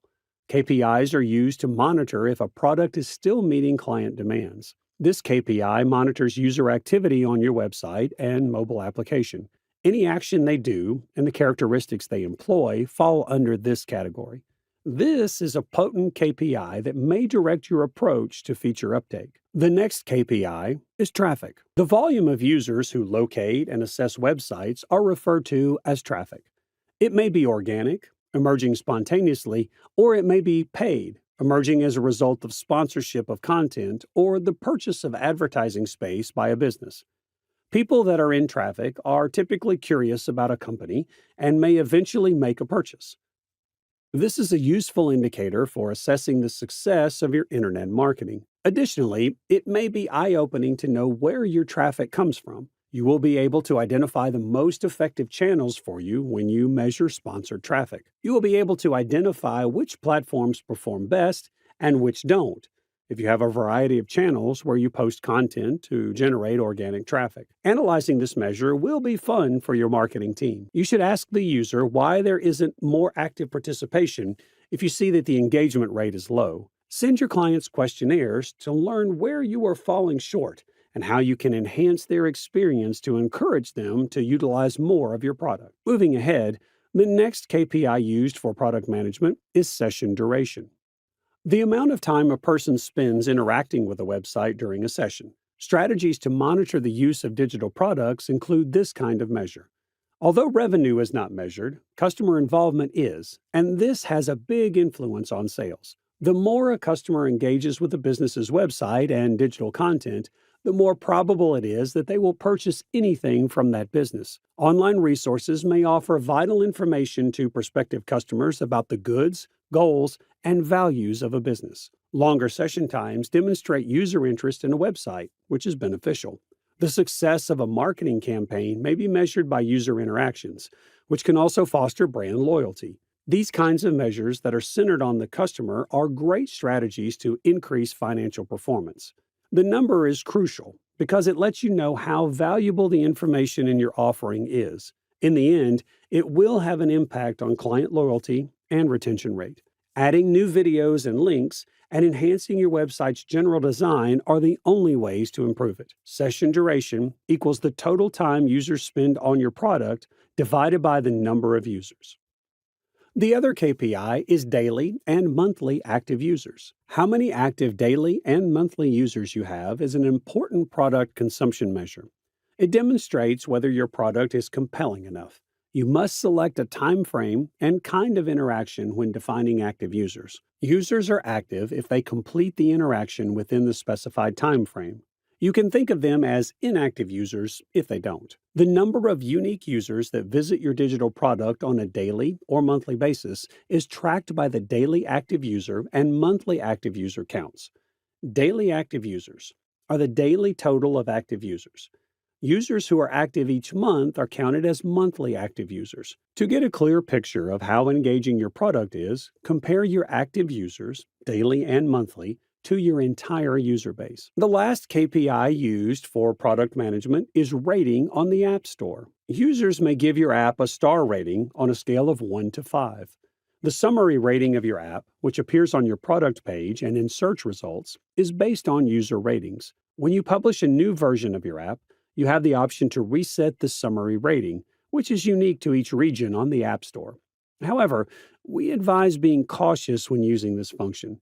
Having few ratings may deter potential users from installing your app, even if refreshing the summary rating might guarantee that it matches the most recent version of your program, which can be advantageous if an update answers customers' prior issues. Now let's move ahead in our session and know the frameworks used for product management. So in this video, we will be discussing the two most important frameworks of product management, that is, HEART framework and R framework. So let's first understand the HEART framework. An approach to enhance software user experience is called the HEART framework. According to 5 indicators focused on the user, the framework aids businesses in assessing any part of their user experience. The HEART framework, which was created for user experience designers and researchers, may be a helpful technique for product managers, since it is centered on developing a deeper understanding of user behavior and user preferences. Google UX created the HEART framework 10 years ago as a means of precisely defining product KPIs. To enable data-driven decision-making, it aids in defining and delivering user-centered product metrics. The HEART framework may be used by product managers to prioritize features, assess the performance of a product, and make more data-driven product choices. The user's experience is measured by HEART. Instead of focusing on system or technology metrics like failures, we wish to pay more attention to user data like usage frequency. These categories include happiness, engagement, adoption, retention, task success. Adoption. The rate of users who finish the trial or onboarding process and switch to regular use is known as adoption. It tracks the success of your client acquisition and activation processes and enables you to pinpoint the factors that encourage repeat usage. Task success. To determine whether users can successfully execute their tasks using your solution, look at task success. Based on the findings of these tests, you may modify your app's functionality, such as the backend, to make sure information flows through it smoothly and delivers the outcomes users are looking for. Engagement. User activity is gauged via engagement. Depending on your product, this may include the number of sessions each week, the number of likes or downloads, the length of sessions, the number of transactions, as well as other metrics. It is vital to define, track, and monitor suitable user behaviors in your app. The findings will provide you invaluable insights into how people use your app, and you will be able to observe the effects of any changes you make. Retention. The percentage of people that often utilize your product is measured by retention. It's important to keep track of who is and isn't returning to your product and why, as negative retention, also known as churn, will affect how your product performs in the market. Happiness.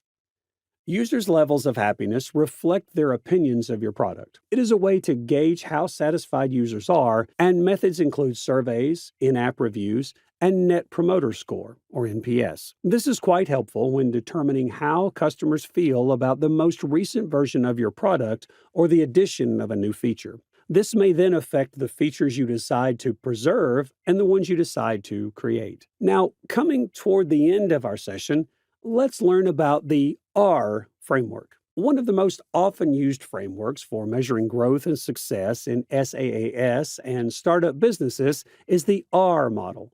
The Pirate metrics, or Pirate framework, are other names for it. It was first proposed by David McClure, the founder of Practical Venture Capital. It divides your client lifecycle into 5 phases and correlates each with relevant KPIs, starting with the initial point of contact and continuing until a potential customer converts to a paying one. This will offer you a clear understanding of which stages of the client lifecycle are succeeding and where there is room for improvement in your conversion funnel.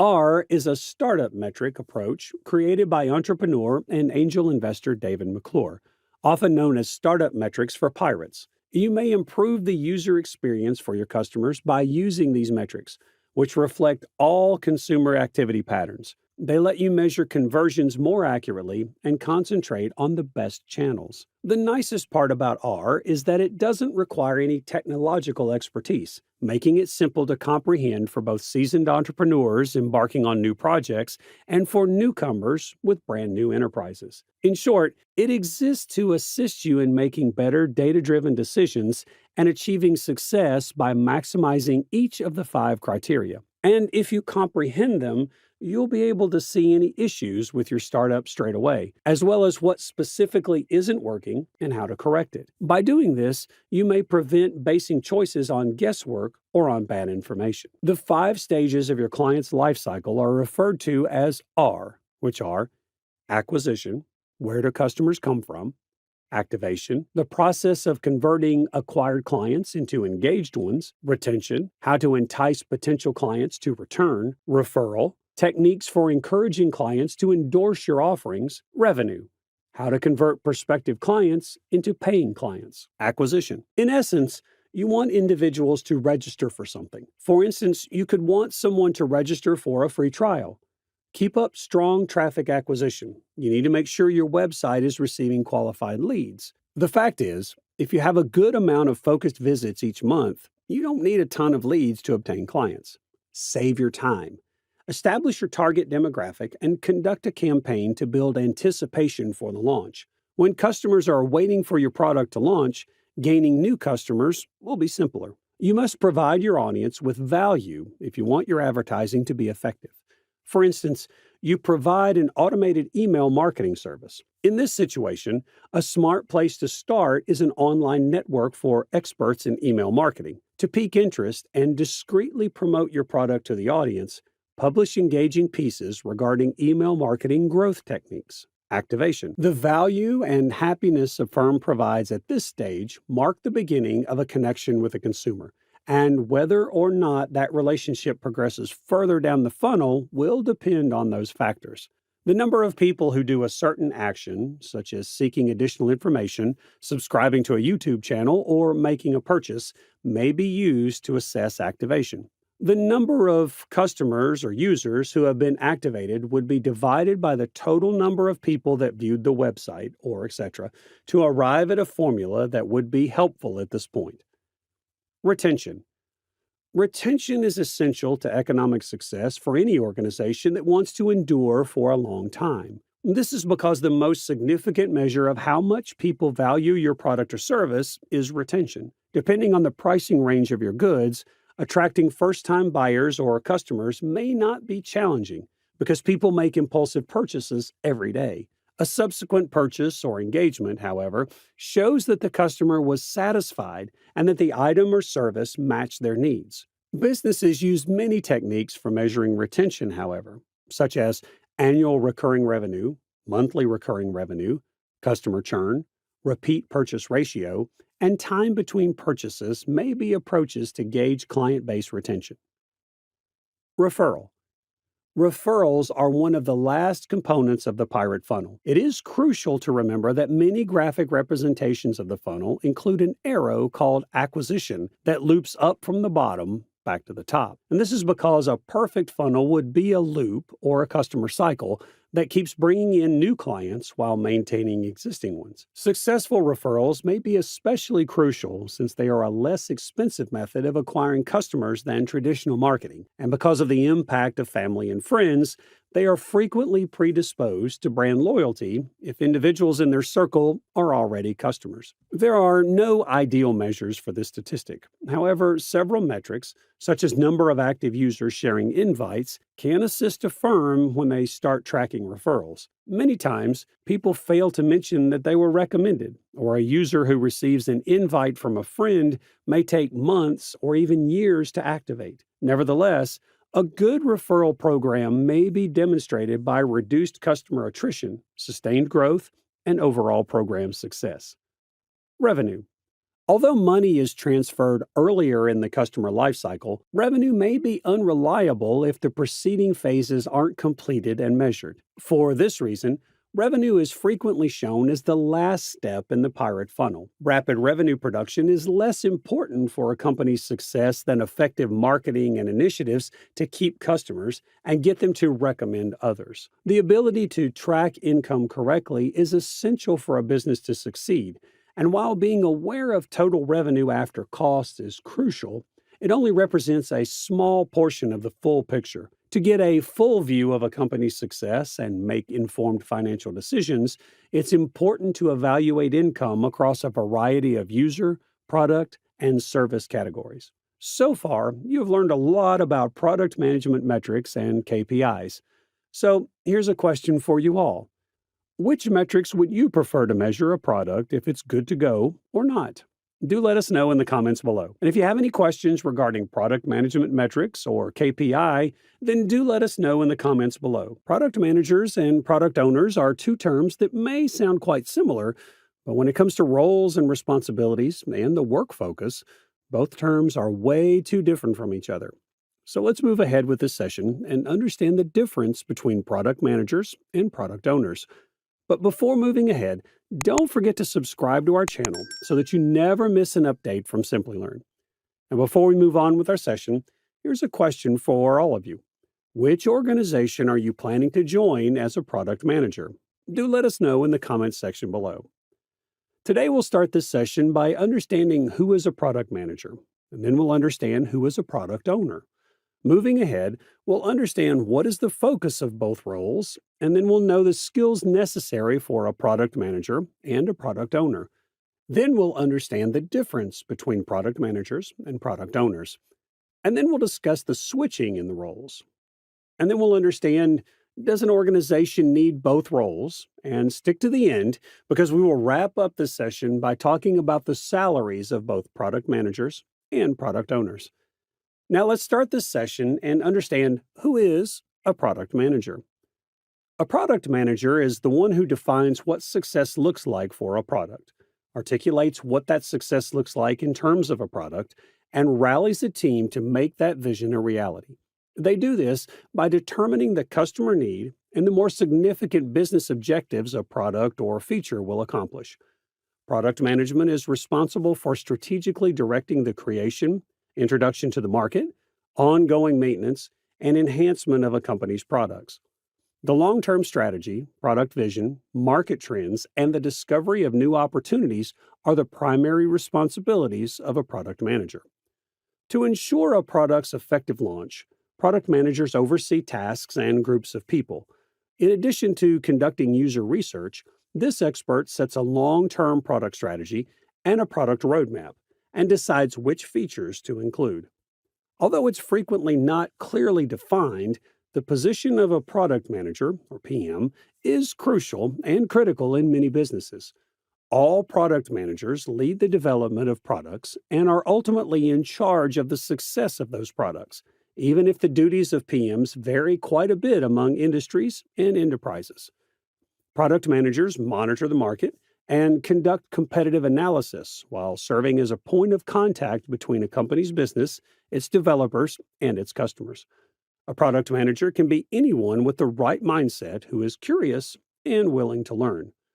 The manager collaborates closely with the development team and is in charge of coordinating the efforts of all groups working on a product, including the engineering, design, marketing, and sales teams. Production must be regularly tracked and managed to ensure that it meets quality standards and client specifications. Now let's understand who is a product owner. A product owner is a specialist who makes certain a development team completes duties that enhance a product. Additionally, they act in the client's and their consumers' best interest. The position is derived from Scrum Project Management, a framework for setting up the team dynamics and duties for a project. The backlog, or list of necessary work, is likewise managed by the product owners. To help their team know what to focus on, the product owner lists each step in the backlog along with a description of what it requires. These experts, consequently, frequently possess extraordinary strategic and communication abilities. A product owner acts as the organization's point of contact when using Scrum to keep all sections of the business updated on a project's progress. A key position, called product owner, is in charge of speaking on behalf of the development team's interests to the client. Their responsibility is to guarantee that a user advocate attends development meetings. Representing the customer's interests to the development team is the responsibility of a strategic role. They ensure a user advocate is present at all development meetings. The product owner is in charge of preserving and enhancing the product roadmap to maximize the value of the goods. The primary point of contact for the design team to identify the product specs is the product owner. This product roadmap will consist of a prioritized list of client requirements. It is the responsibility and accountability of this expert to identify and prioritize user needs. Now, let's understand what both roles focus on. So let's begin with knowing what a product manager focuses on. The following categories can be used to organize some of the product manager's tasks. Number 1, by doing user research and revealing key insights, learn what users need. Number 2, develop the long-term vision and plan for the product. Number 3, bring the team together around a unified product roadmap. Number 4, choose the upcoming features to be built. Number 5, offer clients features that work and make them happy. Number 6, promote alignment concerning the overall strategy and direction of the product across the team, partners, and external stakeholders. Number 7, examining client needs. Number 8, researching a good, service, rival, or market. Number 9, collecting and evaluating customer reviews of a product or service. Now let's know, what does a product owner focus on? The only person in charge of backlog grooming is the product owner. The product owner also does the following in addition to that. Number 1, prioritizes the user stories and organizes them in the product backlog based on the user pains and problems the customers are experiencing. Number 2, to make sure that the development team knows what to work on next, the team builds and prioritizes production processes. Number 3, participates in all Scrum and Agile meetings to make sure that the development activity is in line with the roadmap established by the product manager. Number 4, conveys to the development team the customer's voice. Number 5, input to the product manager on the validated roadmap.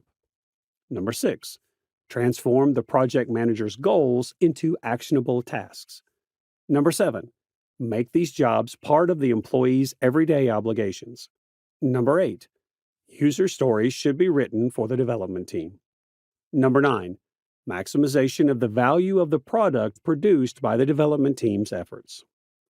Now let's move this session toward the responsibilities of both roles. Now let's see, what are the responsibilities of a product manager. To maintain, develop, and increase the sales of current products, a product manager must communicate with several internal and external business stakeholders. They also must do research and come up with ideas for new products based on their interactions and experiences.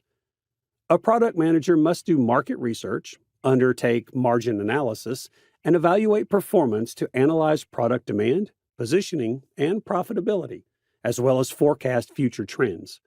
Product managers also make pricing, branding, and other decisions. The very first responsibility of a product manager is monitoring competitors. Finding and analyzing your competitors' products, prices, and sales and marketing strategies is known as competitive monitoring, sometimes known as competitive analysis. The next responsibility of the product manager is understanding the user's needs. It is your duty as a product manager to determine the target market and to understand the people who use your service or your users and what they want to do to build a solution that works for them. The next responsibility is assembling market research and competition data. By conducting market research, you might meet clients for your company. Investigating your competitors may enable you to set your business apart. For a competitive edge for your small business, figure out how to combine them. To learn more about the market, product managers speak with data scientists. The next responsibility is monitoring internal stakeholders. Monitoring stakeholders is the process of looking closely at stakeholder relationships for products, tailoring engagement tactics for stakeholders through changes to engagement strategies and plans, and observing and managing the team. Translation: transferring information from the design team to the development team. The next responsibility of a product manager is to achieve the product goals and objectives. Product goals translate the product vision into specific, measurable objectives. They are quite detailed in terms of your product's performance after it is completed and how you'll measure it. The last responsibility of the product manager is depicting the parameters for product accomplishment. By providing the metrics and data, one may obtain a sense of how to position the product successfully in the market. Now let's move toward the responsibilities of a product owner. Both product owners and managers are involved in the process of developing new products, but their responsibilities are distinct in terms of how they accomplish objectives and where they are located at various stages of the process. The very first responsibility of product owners is engaging stakeholders. Product owners often collaborate with internal stakeholders inside the business. They oversee important interactions with managers, their departments, and the board of directors. To develop the goods and provide answers, these experts gather data from various parties. To enhance user stories in the backlog, a product owner may speak with end users directly. When developing a product, taking into account the viewpoints of many professionals and customers may help both roles perform their responsibilities more successfully. Moving on to the next responsibility of a product owner is taking care of obligations. Product owners concentrate more narrowly on small-scale activities. Product owners are in charge of a project's day-to-day operations and details, while product managers focus on the project as a whole. To assure product fulfillment, these experts may, for example, oversee the manufacturing team, create a backlog, and work with warehouses. The next responsibility of a product owner is analyzing customers. Similar research is conducted by product owners to understand the needs and preferences of the target market, but they are also in charge of teaching the whole team about these topics. Product owners in Scrum teams see to it that all team members incorporate consumer perspectives while creating or updating these features. Along with the product manager, they also help the backlog be optimized based on client input and check to see if a product adequately incorporates it. Moving forward, the next responsibility of a product owner is directing group efforts.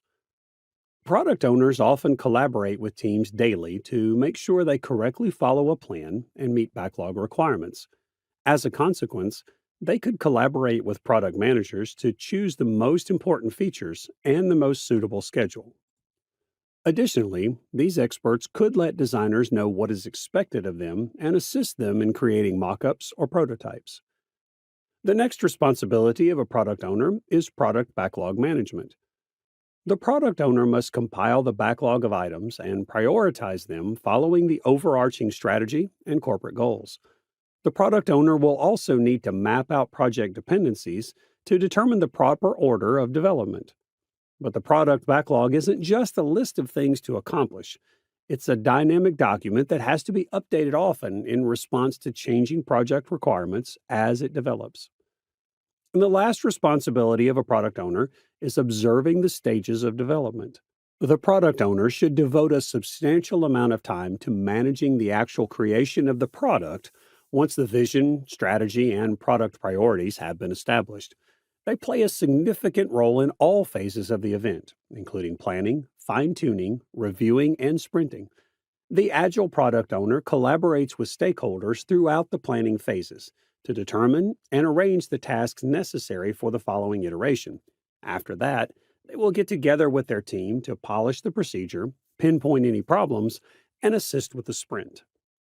Now let's move on to the skills of both product managers and product owners.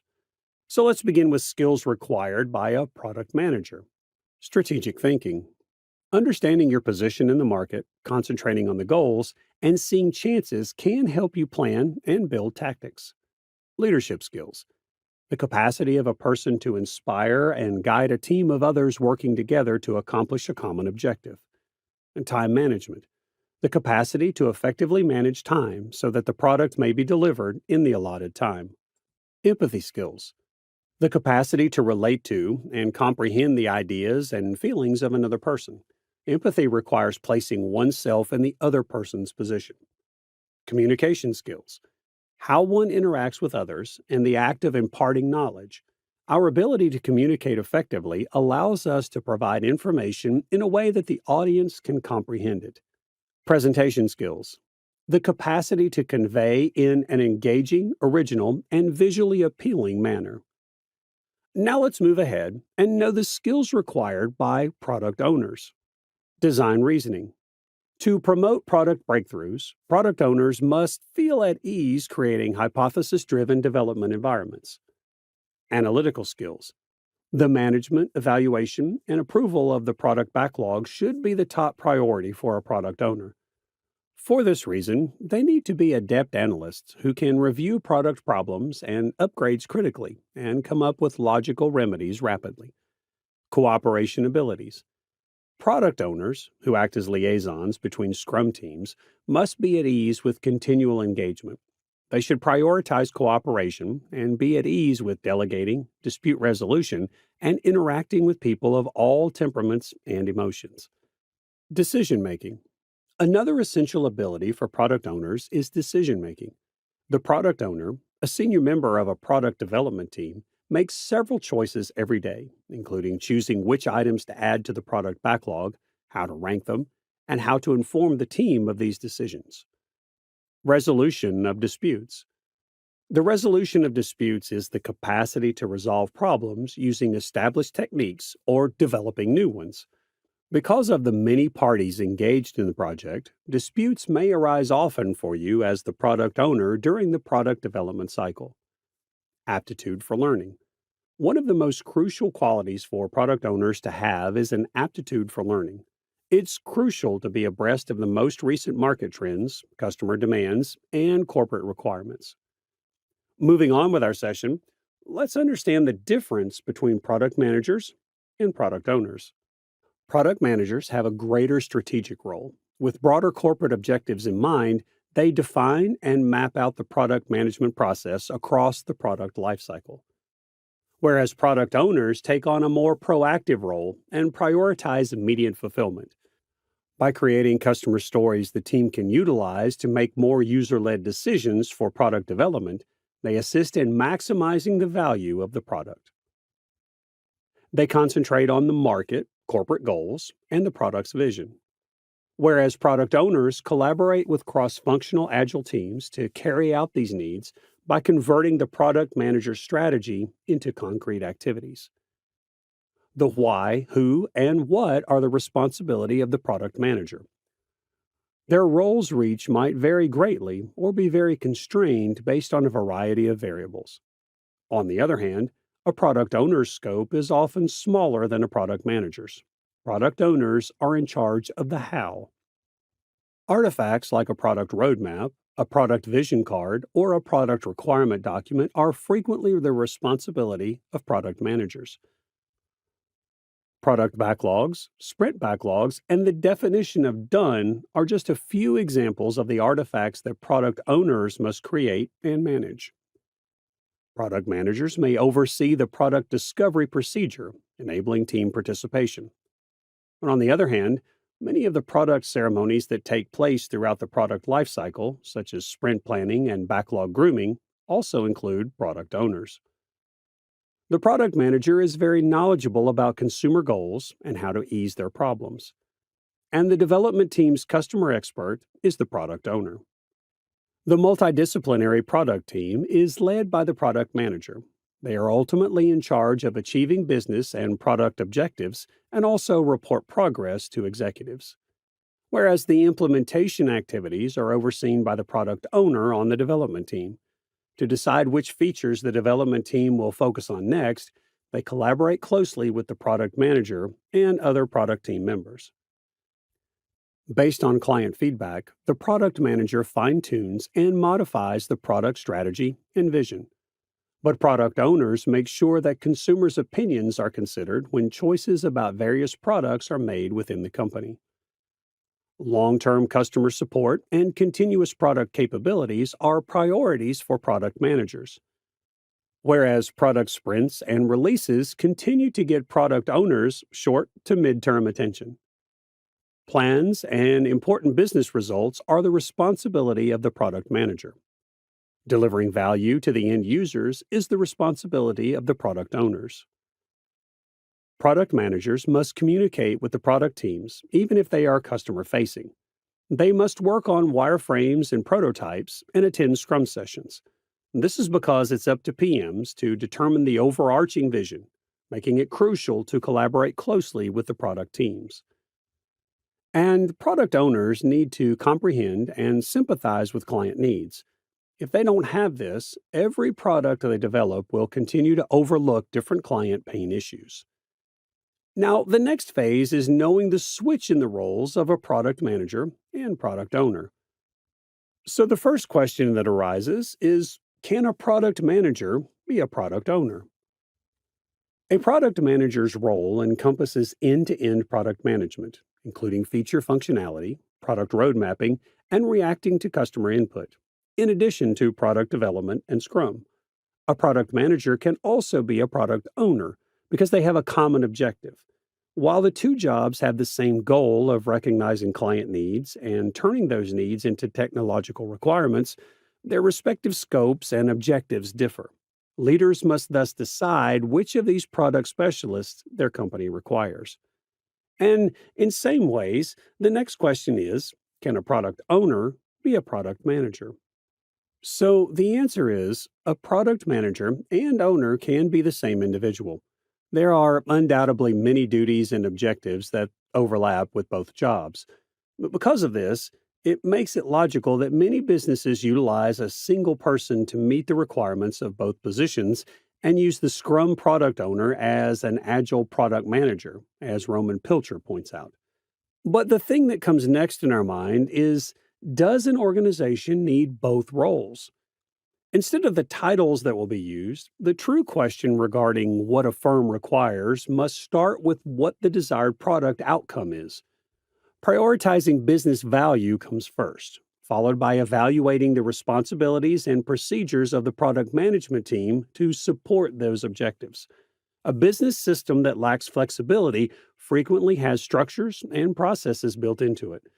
A review of current work assignments, obstacles to be overcome, the overall decision-making process, and the desired outcome are all necessary. A better understanding of the business's operations will exist once all of these issues have been evaluated, solved, and prioritized. You'll be able to identify any issues, delays, or subpar product management. You could discover that there are new ways in which you can acclimate to the product management framework. It is possible to combine product ownership and management with other tasks, such as product marketing. Now, coming to the end of our session, let's discuss the salary of product manager and product owners. The average salary of a product manager in India is 10 lakhs per annum, and in the US is $90,000 to $160,000 US per annum. The average salary of a product owner in India is 13 lakhs, and in the US is approximately 1 lakh US dollars per annum. So guys, let's start with the first fundamental question that why do companies conduct market research? So guys, market research is a process of gathering, analyzing, and interpreting information about a market, including its customers, competitors, and overall industry dynamics. It involves collecting data from various sources such as surveys, interviews, observations, and secondary research also, and using that data to gain insights into market trends, consumer preferences, and competitive landscape. The primary objective of market research are, first, understanding the consumer needs, preferences, and behavior. Second one we have is identifying market opportunities and potential threats. Third one we have is assessing the feasibility and viability of new product or services. Now let's move on and try to understand what are the major categories of market research. Here are top 4 major categories of market research. The first one that we have all over here is quantitative research. This category focuses on collecting numerical data from a large sample size to quantify consumer behaviors, preferences, and attitudes. It involves methods such as surveys, online polls, questionnaires, and experiments, which allows for statistical analysis and generalization of findings. Next one we have all over here is qualitative research. Qualitative research aims to gain deeper insights into consumer motivations, perceptions, and attitudes through non-numerical data collection methods. Techniques such as interviews, focus groups, ethnographic studies, and observations are commonly used to provide rich, descriptive insights into consumer behavior. Third one we have all over here is primary research. Primary research involves collecting first-hand data directly from the target market using methods such as surveys, interviews, and observations. This type of research provides customized and up-to-date information tailored to the specific research objective of the project. And finally we have is secondary research. Secondary research involves gathering and analyzing existing data and information that has already been collected by other sources. This can include industry reports, government publications, academic studies, market intelligence reports, and data from online databases. Secondary research is often used to supplement primary research findings, provide context, or validate research hypotheses. Now let's move on and try to understand what are the benefits of using marketing techniques. So guys, using market research techniques offer numerous benefits, including few of them are: the first one that we have all over here is understanding customer needs.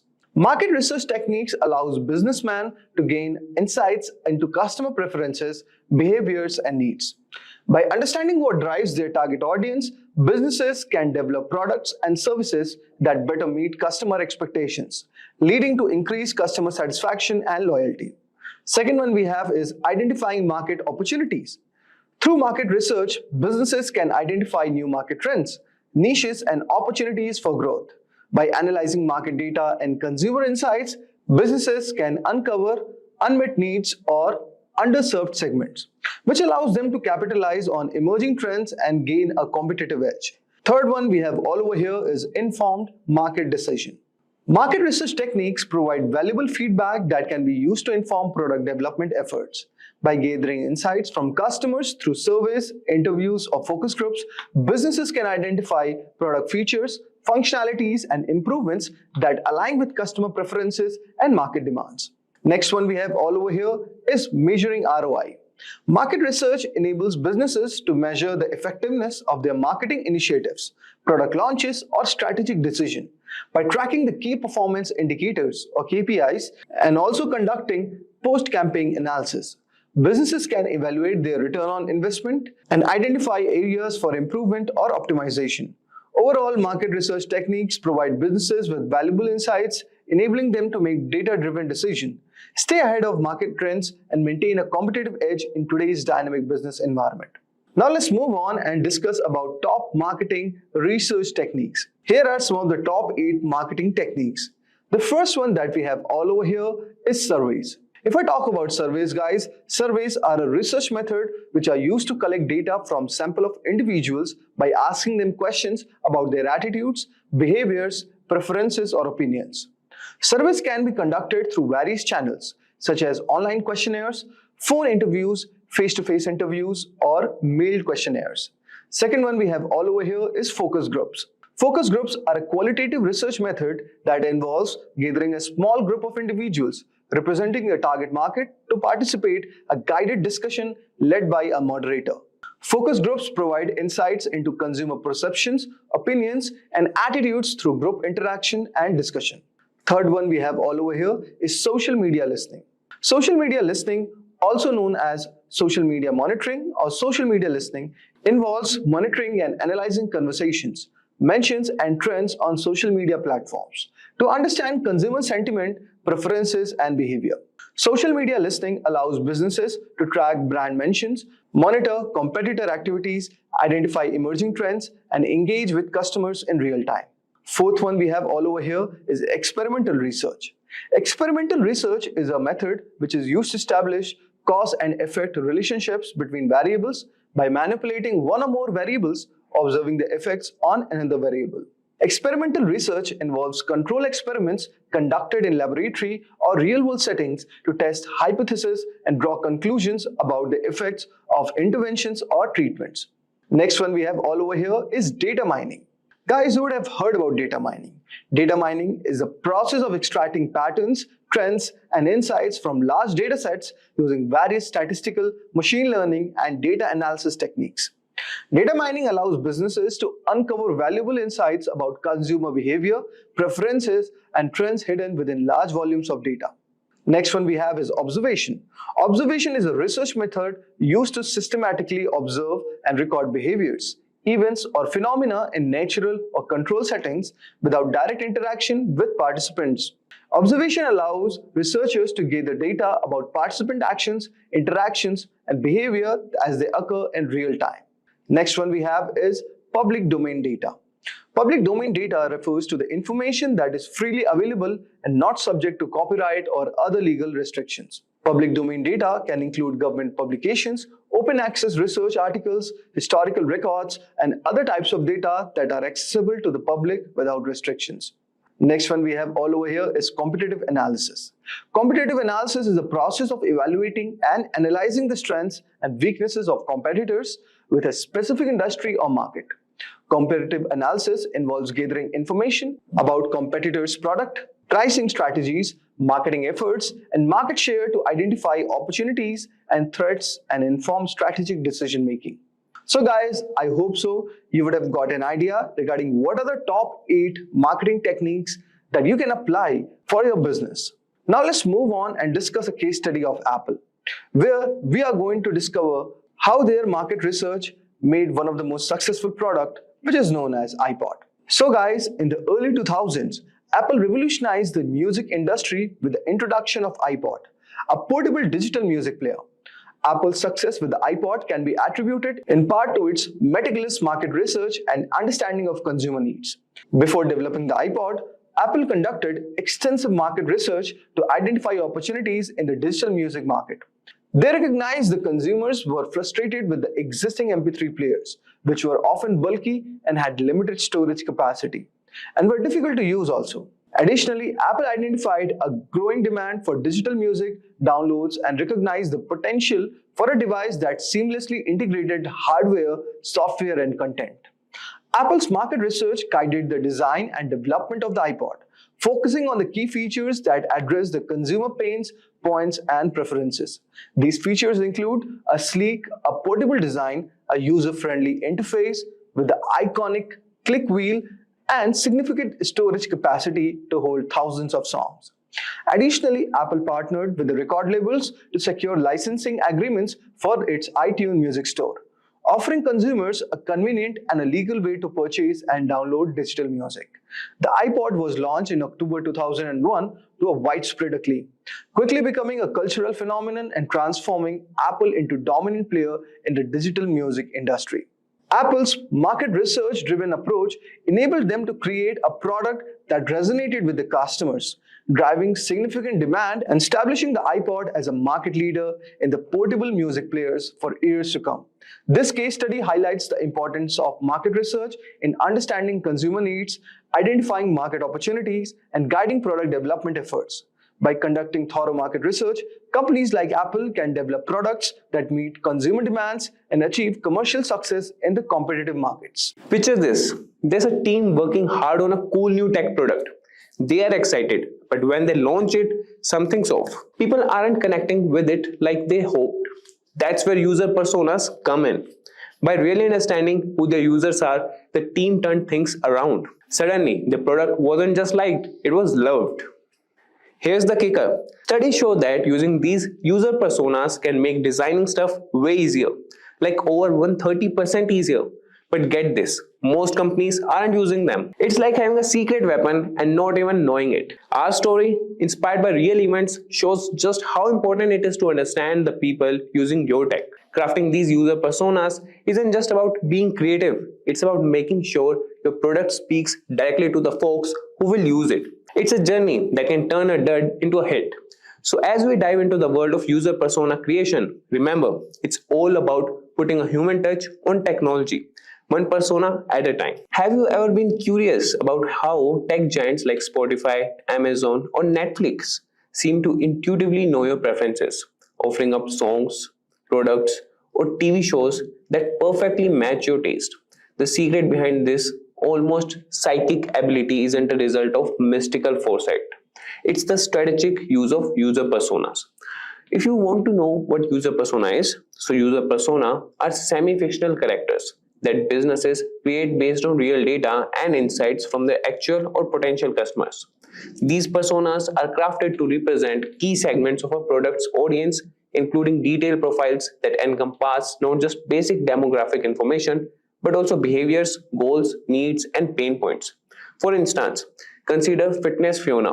Now we'll see a persona for a health and wellness app. That is, Fiona, age 30, is an outdoor activity enthusiast who seeks motivation and tools to track her fitness progress. So the creation of such persona is driven by a desire for empathy and a deep understanding of users' needs, allowing designers to create products, services, and experience that truly resonate. So you could see the example of a persona here, and this is for the Fitness Fiona. That's a quick overview, we'll have it. So first we have the age and occupation. So the age is 30 and the occupation is digital marketing specialist. And then we have the lifestyle and interest. So the lifestyle is, she leads an active lifestyle with a keen interest in outdoor activities like running and hiking, and value health, community, and personal growth. And then the goals. She seeks to maintain a healthy, balanced lifestyle despite a busy schedule and aims to stay fit and participate in community fitness events. And the challenges she was facing was struggles to find time for regular workouts and to stay motivated, and overwhelmed by the vast amounts of fitness information available. And if we talk about her app usage, so she prefers using fitness tracking apps and engaging with health and wellness content online. Looks for apps that provide personalized workout plans, nutritional guidance, and community support. And the tech savviness, that is high, integrates technology seamlessly into her fitness journey. Fiona represents the target user for a health and wellness app, guiding the development towards features that addresses her specific needs and challenges. So this was about a user persona of a lady, that is Fitness Fiona. Now moving to the role of user persona in the company or any role you want. So user persona play a pivotal role in guiding the development and marketing of products and services. Their impact is far-reaching, influencing decisions across various stages of project development and execution. So let's see the points. The number one is enhances user-centered design. So user personas keep the focus on the user's need, preferences, and behaviors, ensuring that product design and functionality are tailored to meet the actual requirements of the target audience. The next is improved product development efficiency. By understanding the specific needs and challenges of the personas, teams can prioritize features and functionalities that offer the most value, thereby streamlining the development processes. Then we have facilitate better marketing strategies. Knowing the personas help in crafting targeted marketing campaigns that speak directly to the interest, needs, and pain points of potential users, improving engagement and conversation rates. Then we have aids in content creation and personalization. Content can be designed to resonate with the personas, whether it's blog post, social media content, or email marketing, ensuring higher relevance and engagement. Then the point is enhance user experience. With insights into the personas, preferences, and behaviors, UX designers can create more intuitive interfaces and interactions that enhance satisfaction and usability. And then the point is guide product customization and innovation. Understanding the evolving needs of your personas can lead to innovations or customizations that keep your product or service competitive and aligned with user expectations. And then we have supports decision making. When faced with decisions about feature inclusion, design changes, or market positioning, user personas provide a preference point that reflects the user's base collective needs and desires. So these are the role of user personas, and the creation and utilization of user personas are foundational elements in crafting products and experiences that truly meet and exceed user expectations, driving satisfaction, loyalty, and ultimately business success. Now we'll see the process of creating user personas. So creating user persona is a structured process that combines research, analysis, and creative synthesis. The goal is to generate actionable insights that guide product development, design, and marketing strategies. So we'll have an overview of the steps involved in creating effective user personas. So the number one step is conduct research. Start by gathering data about your potential or existing users. This can include qualitative methods like interviews, focus groups, and ethnographic observation, as well as quantitative methods such as surveys and analysis of user behavior data from analytics platforms. So let's understand this with an example. So let's consider a scenario. The development team for the EcoStay app starts by collecting data. They conduct online surveys targeting travelers interested in sustainable living. They also analyze forum discussion on ecotourism websites and interview frequent travelers to understand their preferences and concerns. So the next step or the process would be analyze the data. Look for patterns and commonalities in the data collected. This might involve segmenting users based on demographics, behaviors, preferences, or goals. The aim is to identify meaningful groups of users who share specific characteristics or needs. And the findings we have from here is, from the research, the team notices, like we are again back to the example. So from the research that was done, that was the conducting the research.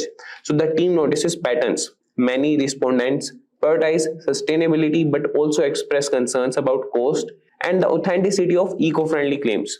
They identify three main segments: budget eco-travelers, luxury eco-tourists, and eco-conscious families. So these were the findings, analyzing the data. And then we have create draft personas, the next step. So based on your analysis, start drafting your personas. Each persona should represent a significant segment of your audience. Include demographic details, behaviors, needs, goals, challenges, and any other relevant information that defines the persona. So you could start drafting the persona. That could be for the budget eco-traveler and any name, Beth. Then you can have her age, occupation, goals, what challenges she is facing, and then the next step, that would be refine and validate personas. Define your personas by gathering feedback from stakeholders and comparing the personas against actual user data when available. So this step may involve revisiting your research to fill in gaps or clarify aspects of the personas. And for example, the team that was the app team that shares Beth's persona with ecotourism experts and real travelers fitting Beth's profile for feedback. Adjustments are made based on suggestions such as emphasizing the importance of community reviews in Beth's decision-making process. So this was about the refine and validate personas. Now moving to the next step, that is develop scenarios and goals. For each persona, outline key scenario or task they need to accomplish with your product or service. This helps in understanding the context in which your personas will interact with your offerings. So let's consider a scenario with an example only. So Beth, for which the persona was created. So Beth is planning a 2-week backpacking trip across Costa Rica. So she uses EcoStay, that app person was making. So she uses EcoStay to find budget-friendly, verified eco lodges and hostels. So key features she looks for include sustainability certifications, user reviews, and easy booking options. So this was about her. So now moving to the next step, that is apply personas. So use the persona to guide decision making in product development, design, and content strategy and marketing. Personas should inform features, user interface design, and the overall user experience, as well as targeting and messaging in marketing campaign. And if we talk about the example, so the EcoStay app, so that development focuses on features like a verification badge for accommodations with authentic eco certifications, a budget filter with a sustainability rating, and a community review section. So this was about apply personas. Now moving to the next one. Or the marketing campaign highlights stories from budget travelers like Beth, showcasing the app's ability to combine affordability with sustainability. Now moving to the next, that is review and iterate. So user persona should not be static. As your product evolves and you gather more data about your user, revisit and update your persona to ensure they remain accurate and relevant. And about the iteration. So after the app's launch, user feedback and usage data are analyzed. The team finds that eco-conscious families are also using features designed for budget travelers. So the personas are updated to reflect their crossover, leading to the development of family-friendly features and content. So throughout this process, it's crucial to remember that personas are tools for empathy and understanding, designed to keep the user at the heart of product development decisions. While the exact details and depth of each persona can vary depending on people's scope and the available data, the fundamental goal remains the same: to create a product that resonates with and meets the needs of your target users. So now moving to the next topic, that is applying persona to product development and marketing. Certainly, applying user personas effectively streamline both product development and marketing, ensuring efforts are closely aligned with user needs. So now we'll see a condensed overview. So starting with the product development, number one point would be feature focus. Use personas to pinpoint essential features that truly matter to your target users, enhancing the product's value. And then design decision. Tailor design elements to match the preferences and tech proficiency of a persona, improving usability and user satisfaction. And then we have personalized experience. Leverage insights from personas to customize user experience, meeting diverse needs within your user base. Now coming to the marketing team, so the points are tailored messaging. Craft messages that resonate deeply with each persona, addressing their specific interest and pain point for more effective communication. And then we have content strategy. Develop content that speaks directly to the concerns and goals of your personas, ensuring greater engagement. Then we have channel selection. Choose marketing channels based on your persona's preferences, optimizing reach and impact. So let's see a simplified application example. For a fitness app aimed at users like Fitness Fiona, the development team might focus on personalized workout plans and social sharing features, while marketing efforts could highlight success stories and tips for busy lifestyles, directly catering to Fiona's interest and needs. So by focusing on these streamlined points, both product development and marketing can more effectively align with user expectations, driving engagement and satisfaction. So this was about the process of creating user personas. And now moving to the real world success stories.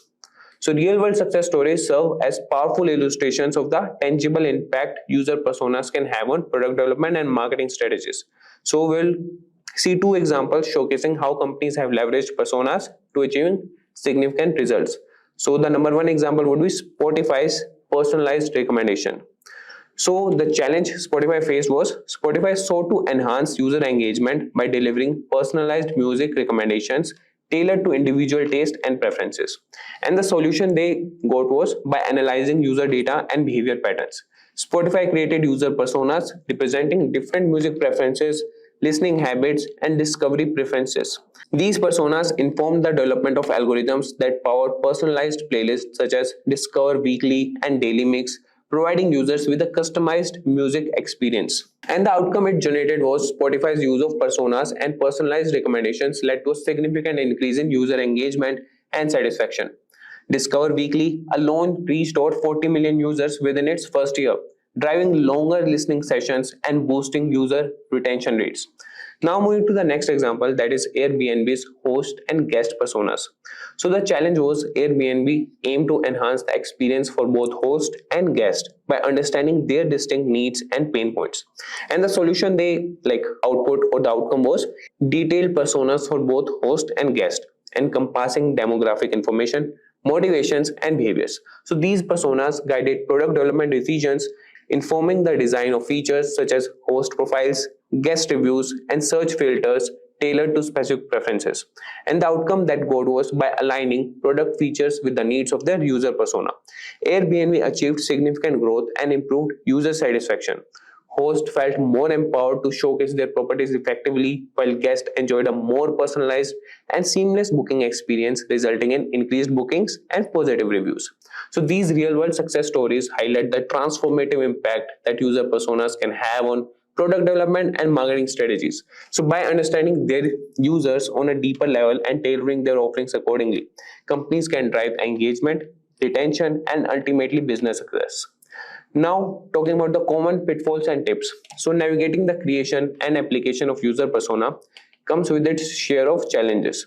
So here we will see some common pitfalls to avoid and tips to ensure effective user persona. So the common pitfalls are overgeneralization, creating personas that are too broad or stereotypical that can lead to inaccurate representations of your user base, resulting in ineffective strategies. And then comes the point, lack of data validation. Relying solely on assumptions or anecdotal evidence without validating personas with real user data can lead to misleading insights and misguided decisions. And then comes the static personas. Treating personas as static representations of users can result in outdated or irrelevant profiles.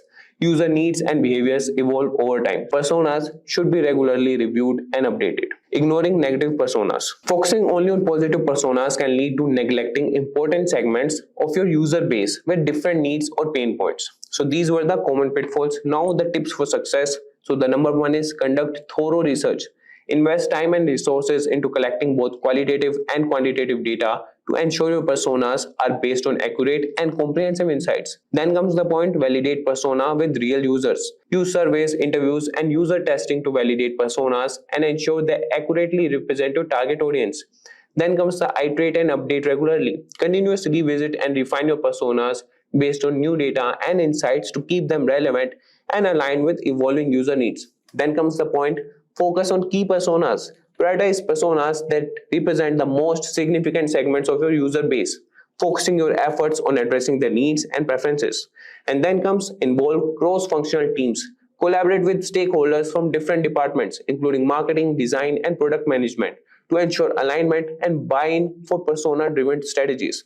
And then comes user personas as decision-making tools. Integrate personas into your decision-making processes for product development, marketing, and content strategy to ensure user-centric outcomes. So by avoiding common pitfalls and following these tips, you can harness the power of user personas to drive informed decision-making, improve user experiences, and ultimately achieve greater success with your products and services. And in summary, user personas are an invaluable tool for understanding and empathizing with your target audience. By creating detailed profiles based on real data, you can inform product development, design, and marketing strategies effectively. Avoid common pitfalls like overgeneralization and static personas by continuously validating and updating them. With user personas, you can prioritize features, make informed decisions, and tailor experiences that resonate with users, ultimately driving engagement and business success. Hey there, fellow entrepreneurs. So picture this. You have got this killer product idea, right? And naturally, you want it to be like totally flawless before you launch it out into the world. But here's the thing, no matter how much you sweat over it, there's always going to be some hiccup or snag along the way. It's just the way the cookie crumbles, you know. But fear not, my friend, because there's a game changer known as MVP. But what exactly is MVP and why does it matter? Well, let's start with numbers. Did you know that 42% of startups fail because there's no market need for their product? Shocking, right? That's where MVP swoops in as a game changer. By focusing on the core features and functionalities, MVP allows companies to bring a product to the market quickly and test its viability with real users.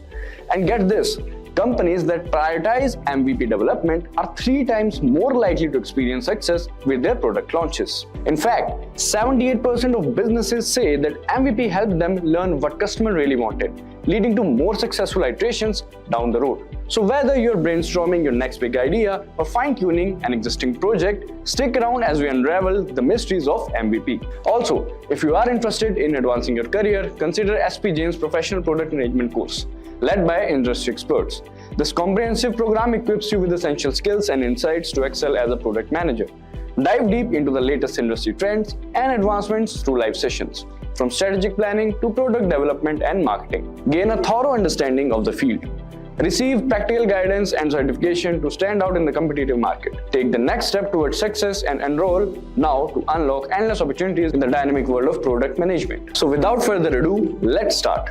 So what is MVP? A minimal viable product or MVP is a strategy used in product development where a new product is launched with basic features enough to attract consumers' attention. It's the simplest version of the product a company aims to bring to the market, whether it's a car, website, TV or laptop. By offering the basic version, companies can gather feedback from the potential user to improve the final product before its full release. An MVP typically includes three key elements.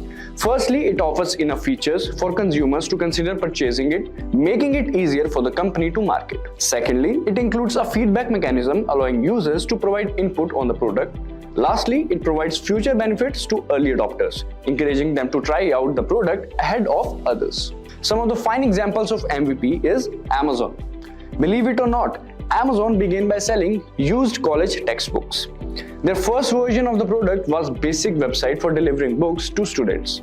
As time passed, they grew their business to become the huge online store we see today.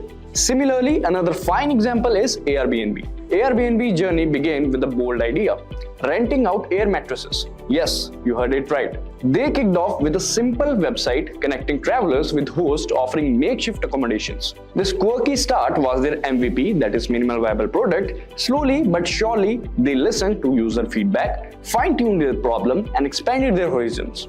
It's a tale of humble beginnings turned into a global phenomenon. Who knew an air mattress could spark a revolution in travel? And there are many more examples like that. But implementing the minimal viable product approach requires more than just having an idea, doing the basics and launching it. It involves strategic planning to ensure its effectiveness and value. Now let's understand the benefits that companies get from MVPs. Creating a minimal viable product can assist you in avoiding many potential mistakes that you might overlook when deeply passionate about your product. Understand the preferences of your target audience. When a company builds a minimal viable product, they make a basic version of their product to see what people like. By doing this, they can learn what features or things their consumers prefer. It's like trying out different flavors of ice cream to see which one people like the most. Helps create a better product. Yes, making an MVP lets companies test their ideas quickly and see what works and what does not. This helps them make improvements and build a better final product. It's similar to making a rough sketch of a drawing before making the final detailed version. Next is it helps to analyze the demand. With an MVP, companies can see how many people are interested in their product. If lots of people like it, they know there's a big demand. If not many people are interested, they might need to change their plans. It's a bit like testing the waters to see if people want what you're offering. Next is ensures quick release. Instead of spending a long time making a perfect product, an MVP lets companies release something quickly. This means they can start getting feedback and making improvements sooner. It's like serving a simple version of a dish at a restaurant first, and then making it fancier based on the customer's say. So this was about the benefits. Now let's talk about how to develop a minimal viable product. So first is understand your goals. Before starting to develop your minimal viable product, it's important to know what you want to achieve. Think about what problem your product will solve or what benefit it will provide to the people. Understanding your goals helps you stay focused and build a product that meets your objectives. The next is study your market. Take some time to reach and understand the market where your product will compete. Look at similar products already available and see what makes them successful or what could be improved. By studying the market, you can identify opportunities and challenges, helping you tailor your MVP to better meet the needs of your target audience. Next is consider the product features. Think about essential features your product needs to have in order to address the problem or provide the benefit you identified. Keep the features simple and focused on solving the core problem or delivering the main benefit. Avoid adding too many features at this stage, as the goal of an MVP is to create something basic that you can test and iterate upon based on the user feedback. The next is gather feedback early and often. Once you have developed your MVP, don't wait too long before sharing it with the potential customers. Gather feedback as early as possible by letting people try out your product and asking for their thoughts. This feedback will help you understand the aspects of your MVP and are working well what areas need improvement, allowing you to make adjustments and iterate quickly. The next is iterate based on feedback. Use the feedback you receive to make improvements to your MVP. This might involve adding new features, refining existing ones, or even pivoting in a different direction based on what you learn from the users. The key is to be flexible and open to making changes based on the feedback you receive, as this will help you create a better final product that meets the needs of your target audience. By following these steps, you can develop a minimal viable product that efficiently addresses a specific problem or need in the market, while also allowing you to gather valuable feedback and iterate towards a more refined and more successful product over time. Today, we will talk about something super important for any team, which is prioritization techniques. Have you ever felt overwhelmed jumping between tasks without knowing which ones really matter? We've all been there, but don't worry. There are ways to get organized and focused. For product managers, prioritization is one of the most crucial skills. It's the key part for any product management interview process. As a product manager, you must prioritize features, requirements, and tasks effectively to ensure your team delivers maximum value to customers. Let me tell you a story about Samantha, who was a part of an agile software team. Their projects were all over the place. They would work on one thing, then another, with no clear plan, missing deadlines, and frustrating clients. That's when Samantha's boss stepped in and taught them about prioritization, deciding which tasks to do first and how important they are. He showed them techniques like Moscow for categorizing tasks as must do, should do, could do, etc., and RICE for scoring tasks based on things like impact and effort. Using these methods, it was a total game changer. With Moscow, they identified the critical task, and RICE helped them to prioritize the high impact work efficiently. Suddenly, projects were organized, work was delivered on time, and clients were happy. As success spread, other teams started prioritizing it too. It boosted productivity across the whole company. Samantha felt proud to be the part of making the work better. From then on, prioritization became the core part of how they operated for clarity and focus on what mattered the most. In this video, we will be covering what is prioritization technique, importance of prioritization, 7 most popular prioritization techniques like Moscow method, Kano model, weighted shortest job first, RICE scoring model, value versus complexity effort matrix, Eisenhower matrix, walking skeleton method, etc. Also choosing the right prioritization technique. Well, prioritization technique is a method used to determine the order of importance of task, activities, or elements within a project or process. It helps to identify what needs to be done first, what can wait, and what may not need to be done at all. This technique involves assessing the relative significance, urgency, or impact of different items and arranging them in logical sequence or order of importance.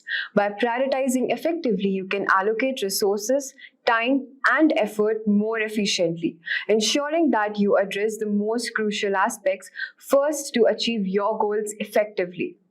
But why is prioritizing so important? Let's discuss. The importance of prioritization. Prioritization is crucial for several reasons. At first, we have limited resources. Every team has limited resources, whether time, budget, or manpower. Prioritization helps you make most of these resources by focusing on the most important features first.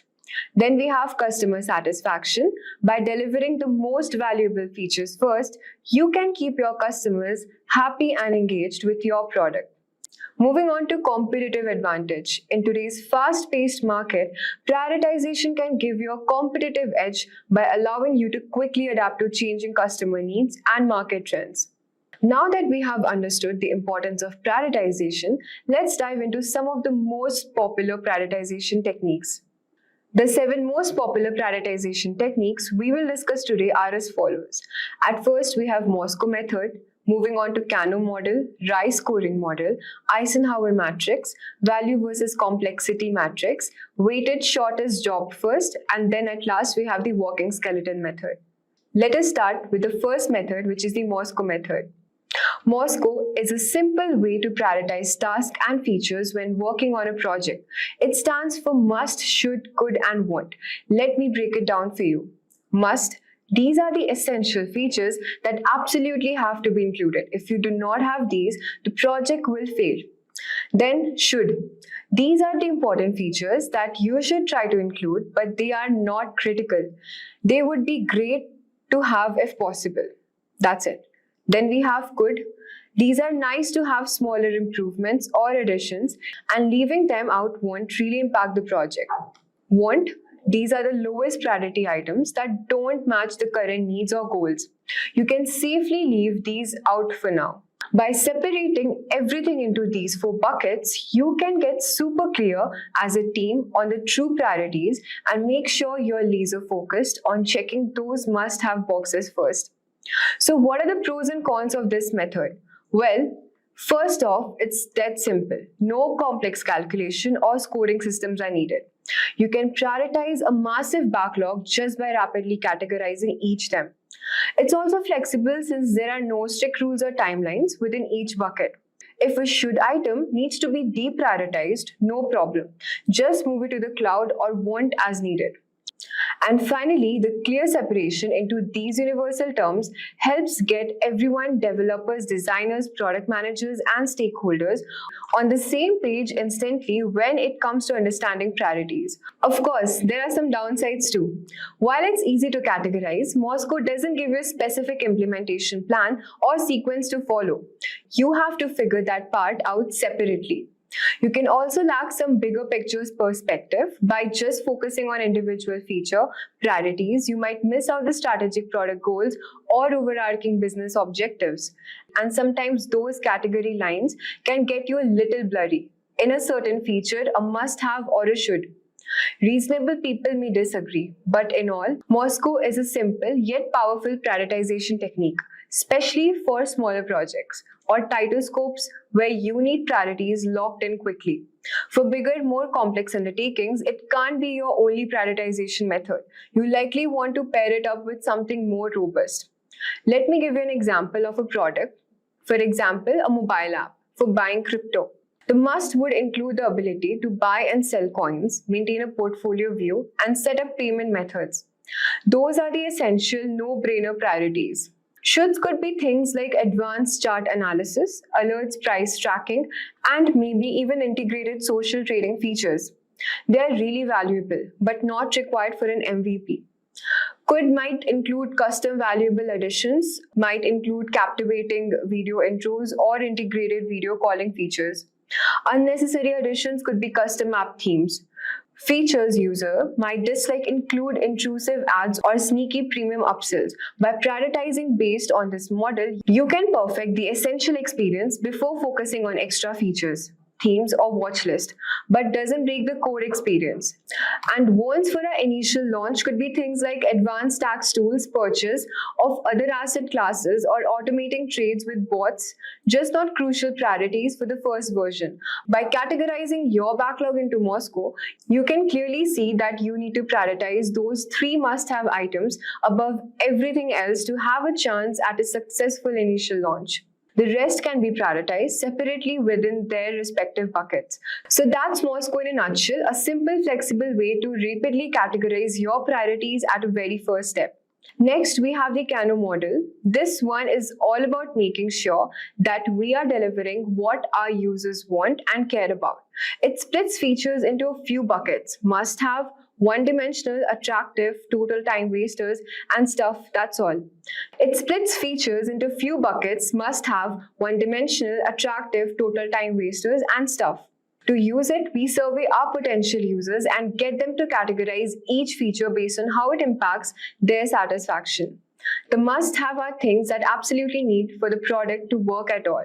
One-dimensional features are nice to have that will please them if you get them, but disappoint if you don't. Attractive features are awesome bonus points that delight users, but it's no big deal if they're missing.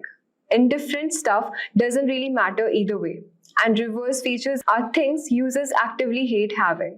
The pros are that it really highlights what matters most to customers and ranks features by their priorities. The downsides is that it ignores how difficult these features are to get built. It's also time consuming to get that user feedback in the first place. This is all for the pros and cons, but when does it make sense to use Cano? Well, it's great for branding new products to get an initial reality check before you start designing, or for validating prototypes and making sure you're on the right track. Let me now give you an example. Say like you're building a dating app, the must-have might be the ability to create profile, browse potential matches, and message people. One-dimensional could be stuff like advanced filtering, super likes, etc. Valuable additions might include captivating video intros or integrated video calling features. Unnecessary additions could be custom app themes. Features user might dislike include intrusive ads or premium upsells. By prioritizing based on this model, you can ensure you perfect the essential experience before focusing on extra features. Next, we got the RICE model, which is little more number driven. It scores each feature by looking at 4 factors: the reach or number of users who use it, the impact it have, your confidence in its success, and the manpower, effort required to build it. You grade each factor like impact, which could be massive, high, medium, low, or minimal. Then you plug those ratings into a formula to get a RICE score. Higher scores means higher priorities. It scores each feature by looking at 4 factors: the reach or number of users who will use it, the impact it will have, your confidence in its success, and the manpower effort required to build it. You grade each factor like impact, which could be massive, high, medium, low, or minimal. Then you plug those ratings into a formula to get a RICE score. Higher scores means higher priorities. The pros of RICE are that it's comprehensive, accounting for user value, technical cost, risk, and all that good stuff. And it uses real metrics instead of just gut feelings.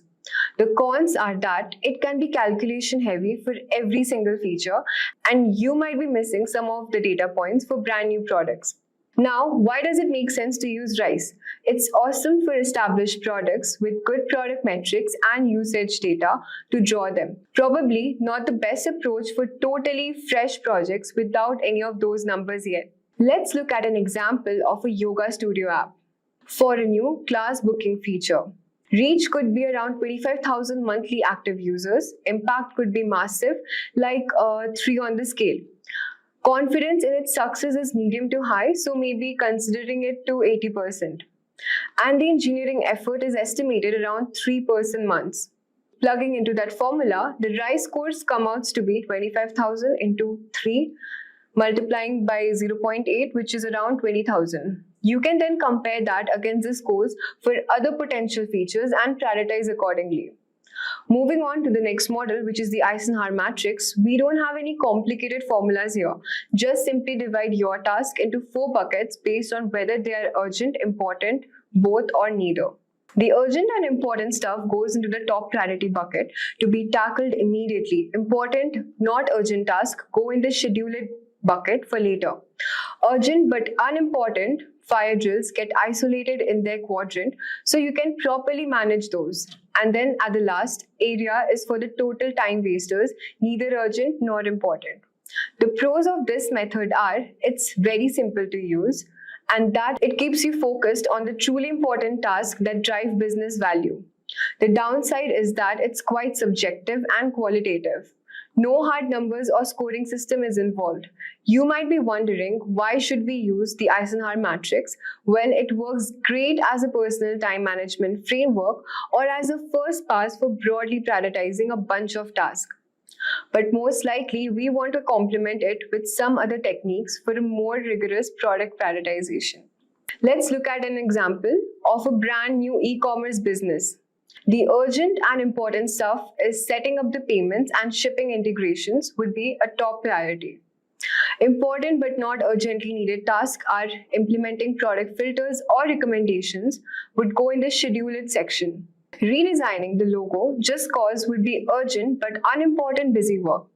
Adding multi-language support way down the line would be the lowest priority section since it's neither urgent nor crucial for the launch. Next, we've got the value versus complexity matrix. This one is similar to the Eisenhower matrix as it works with the quadrants and dimensions, but instead of urgent and important, it accesses value and complexity. With this one, we map out each feature based on its expected user or business value on one axis and the implementation complexity or engineering effort level on the other. We can use whatever scoring or definitions make sense, but the goal is to prioritize these high value, low complexity items first, since they're easy wins. Really valuable but high complex stuff comes next. After that is the low value, low complexity stuff we have. The pros are that it balances business user demands with what's feasible to build, looking at the value and effort, and then we can tweak the scoring criteria according to our needs. The cons are that it can still be pretty subjective and may not be ideal for massive code bases and products. But when does value versus complexity work well? It's perfect for smaller teams and products early in the life cycle when you need to ruthlessly prioritize. Not the greatest for large, complex, established products with crazy requirements. Let me give you an example of a productivity app. A high-value, low-complexity features might be the core ability to create and assign tasks, super useful and not too hard to build. A high-value, high-complexity one could be integrated with all other major productivity tools. Low-value, high-complexity might be some insane reporting dashboard with a zillion visualizations. And the low-value, low-complexity stuff could be like smaller tweaks, custom emoji support, etc. By mapping those out, you can prioritize the top left quadrant of a major value adds with minimal effort first. Alright, we are getting into some of the heavyweights. Weighted shortest job first, or WSJF. It uses some heavy duty calculations, but for a good reason. For each feature, you estimate the cost delay and how much you're losing by not having that feature. Then you look at the job durations or how long it will take to implement. You score the cost of delay based on factors like user business value, how time sensitive it is, whether it reduces risk, and so on. Higher scores means higher cost of delays. Then you divide the cost of delay by the job duration to get WSJF score for each feature. The pros of WSJF are that it's detailed, consistent calculation approach and it optimizes for faster ROI with limited resources. The cons are that it gets calculation heavy quickly and may unintentionally deprioritize bigger long-term projects. Use WSJF when you need to double down on those minimum marketable features and quick, high-impact wins. Don't rely on it too much for full-blown product roadmaps though. Let me show you an example. Adding an offline mode to the Notes app. Take a look at the cost of delay factors. The user business value is high, maybe 4 out of 5, since it's frequently requested feature. The time criticality is also high, 5 by 5, since it's the pain point for the users. And it reduces the risk of potential data loss, so say 4 by 5 for risk reduction. Adding those up, the total cost of delay is 30. If we calculate the job duration to be around 2 months, then the WSJF score comes out to be 13 divided by 2, which is 6.5. You would calculate scores that weigh out for potential features too. Then prioritize the ones with the highest scores, like offline mode first. Last but not the least, we've got the walking skeleton method. This one is all about identifying and prioritizing only the bare minimum core features needed to ship an initial MVP, which means minimum viable product, that basic walking version of your product. The idea is to map out the skeletal requirements that are critical for the product to function and show its core value proposition to users. The pros are that it enables fast prioritization and MVP delivery. We can get the market quickly, test our scores, idea, user feedback, and iterate rapidly from there, instead of over-engineering an overstuffed version. The cons are that it will be shipping a pretty basic product initially by cutting out tons of extra features. And there's a risk of taking it too far and crippling the product if you're not careful. Use the walking skeleton method when we are focused on delivering an MVP as soon as humanly possible to validate your idea and get moving. Don't use it as your sole prioritization technique for full product roadmaps though. Let me give you an example of a brand new video streaming service.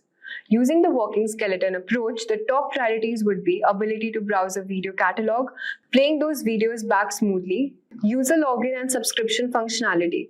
That's the core skeleton. Everything else like recommendation, watch list, parental controls would all be delayed for future iterations after getting the MVP out.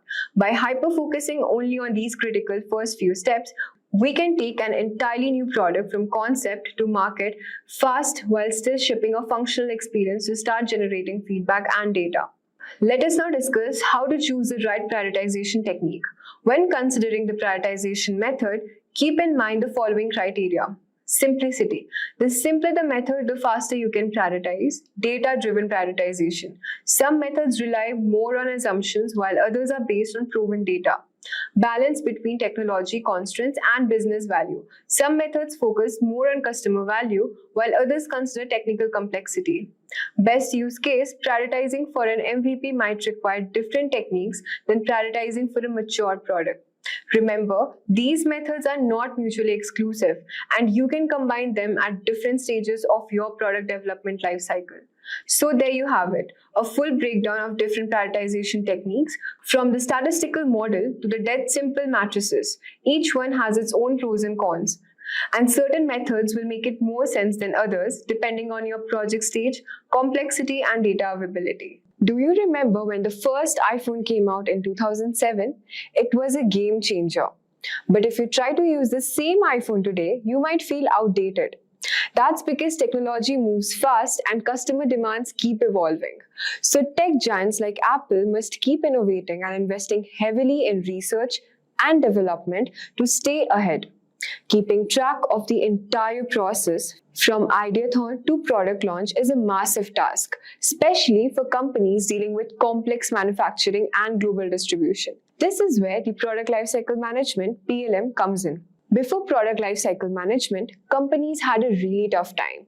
Different teams didn't always talk to each other, and it was hard to keep track of all the information about a product, causing problems like delays and products that didn't quite hit the mark. Apple saw this and knew they needed a better way to manage their products from start to finish.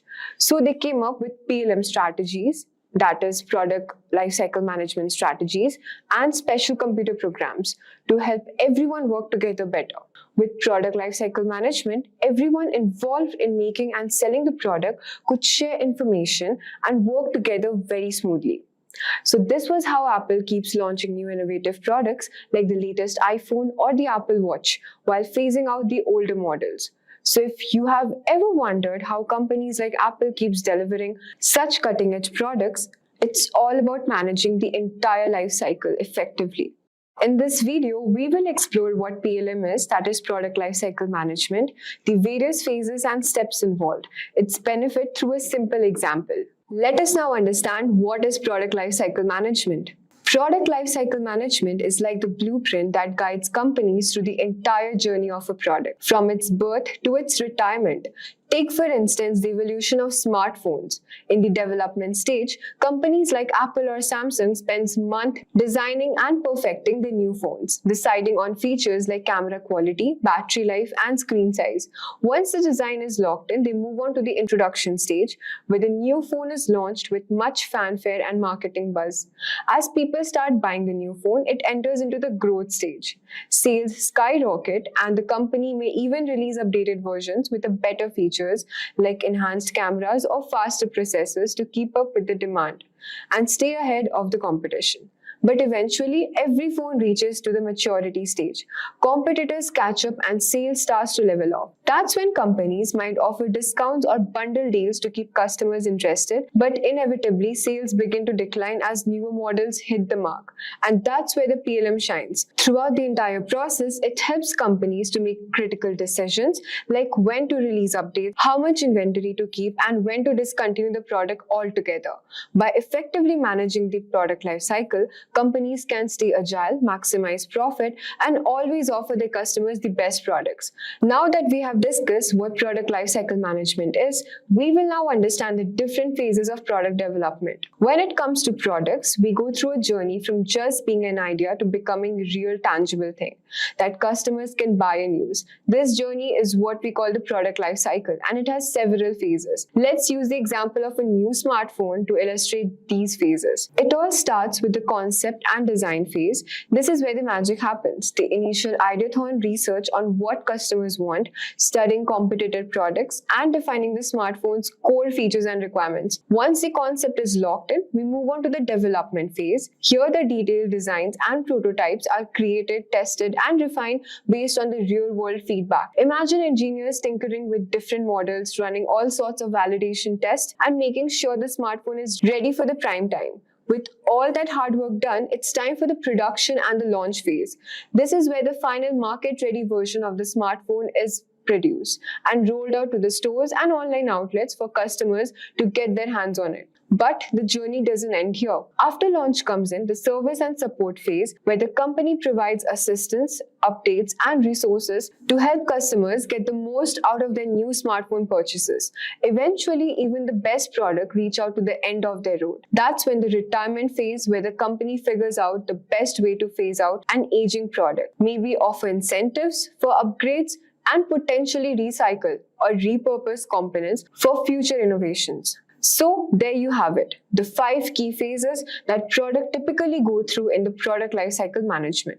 Let me walk you through the stages of product lifecycle management. Every product goes through different stages during the lifetime, known as the product lifecycle. This cycle starts when the product hits the mark after development and ends when it's taken off the shelves or discontinued. Learning the product lifecycle management can help improve your chances of success in product management. While it's just a model and not perfect, it provides a useful approximation to understand the stages what a product goes through. The 4 main stages are introduction, growth, maturity, decline. We will now learn about the different stages in detail. So let's talk about the stage 1, which is introduction. In this stage, a new product is launched into the market after development. Companies typically spend a lot on promotional efforts like advertising and getting the product onto shelves and in front of the customers. Example, when Apple launches a new iPhone model, they heavily market and advertise it across the channel. They also work to get it stocked at mobile carriers and retail stores worldwide for the release date. This is usually little to no profit made at this stage as the cost of the launch are so high. The first buyers tend to be innovators and the early adopters, excited to try the new offering despite potential issues. Let us now talk about the stage 2, which is the growth stage. In this stage, the product moves to the growth stage where the consumer demands accelerates. The primary objectives are to rapidly gain as much as market share as possible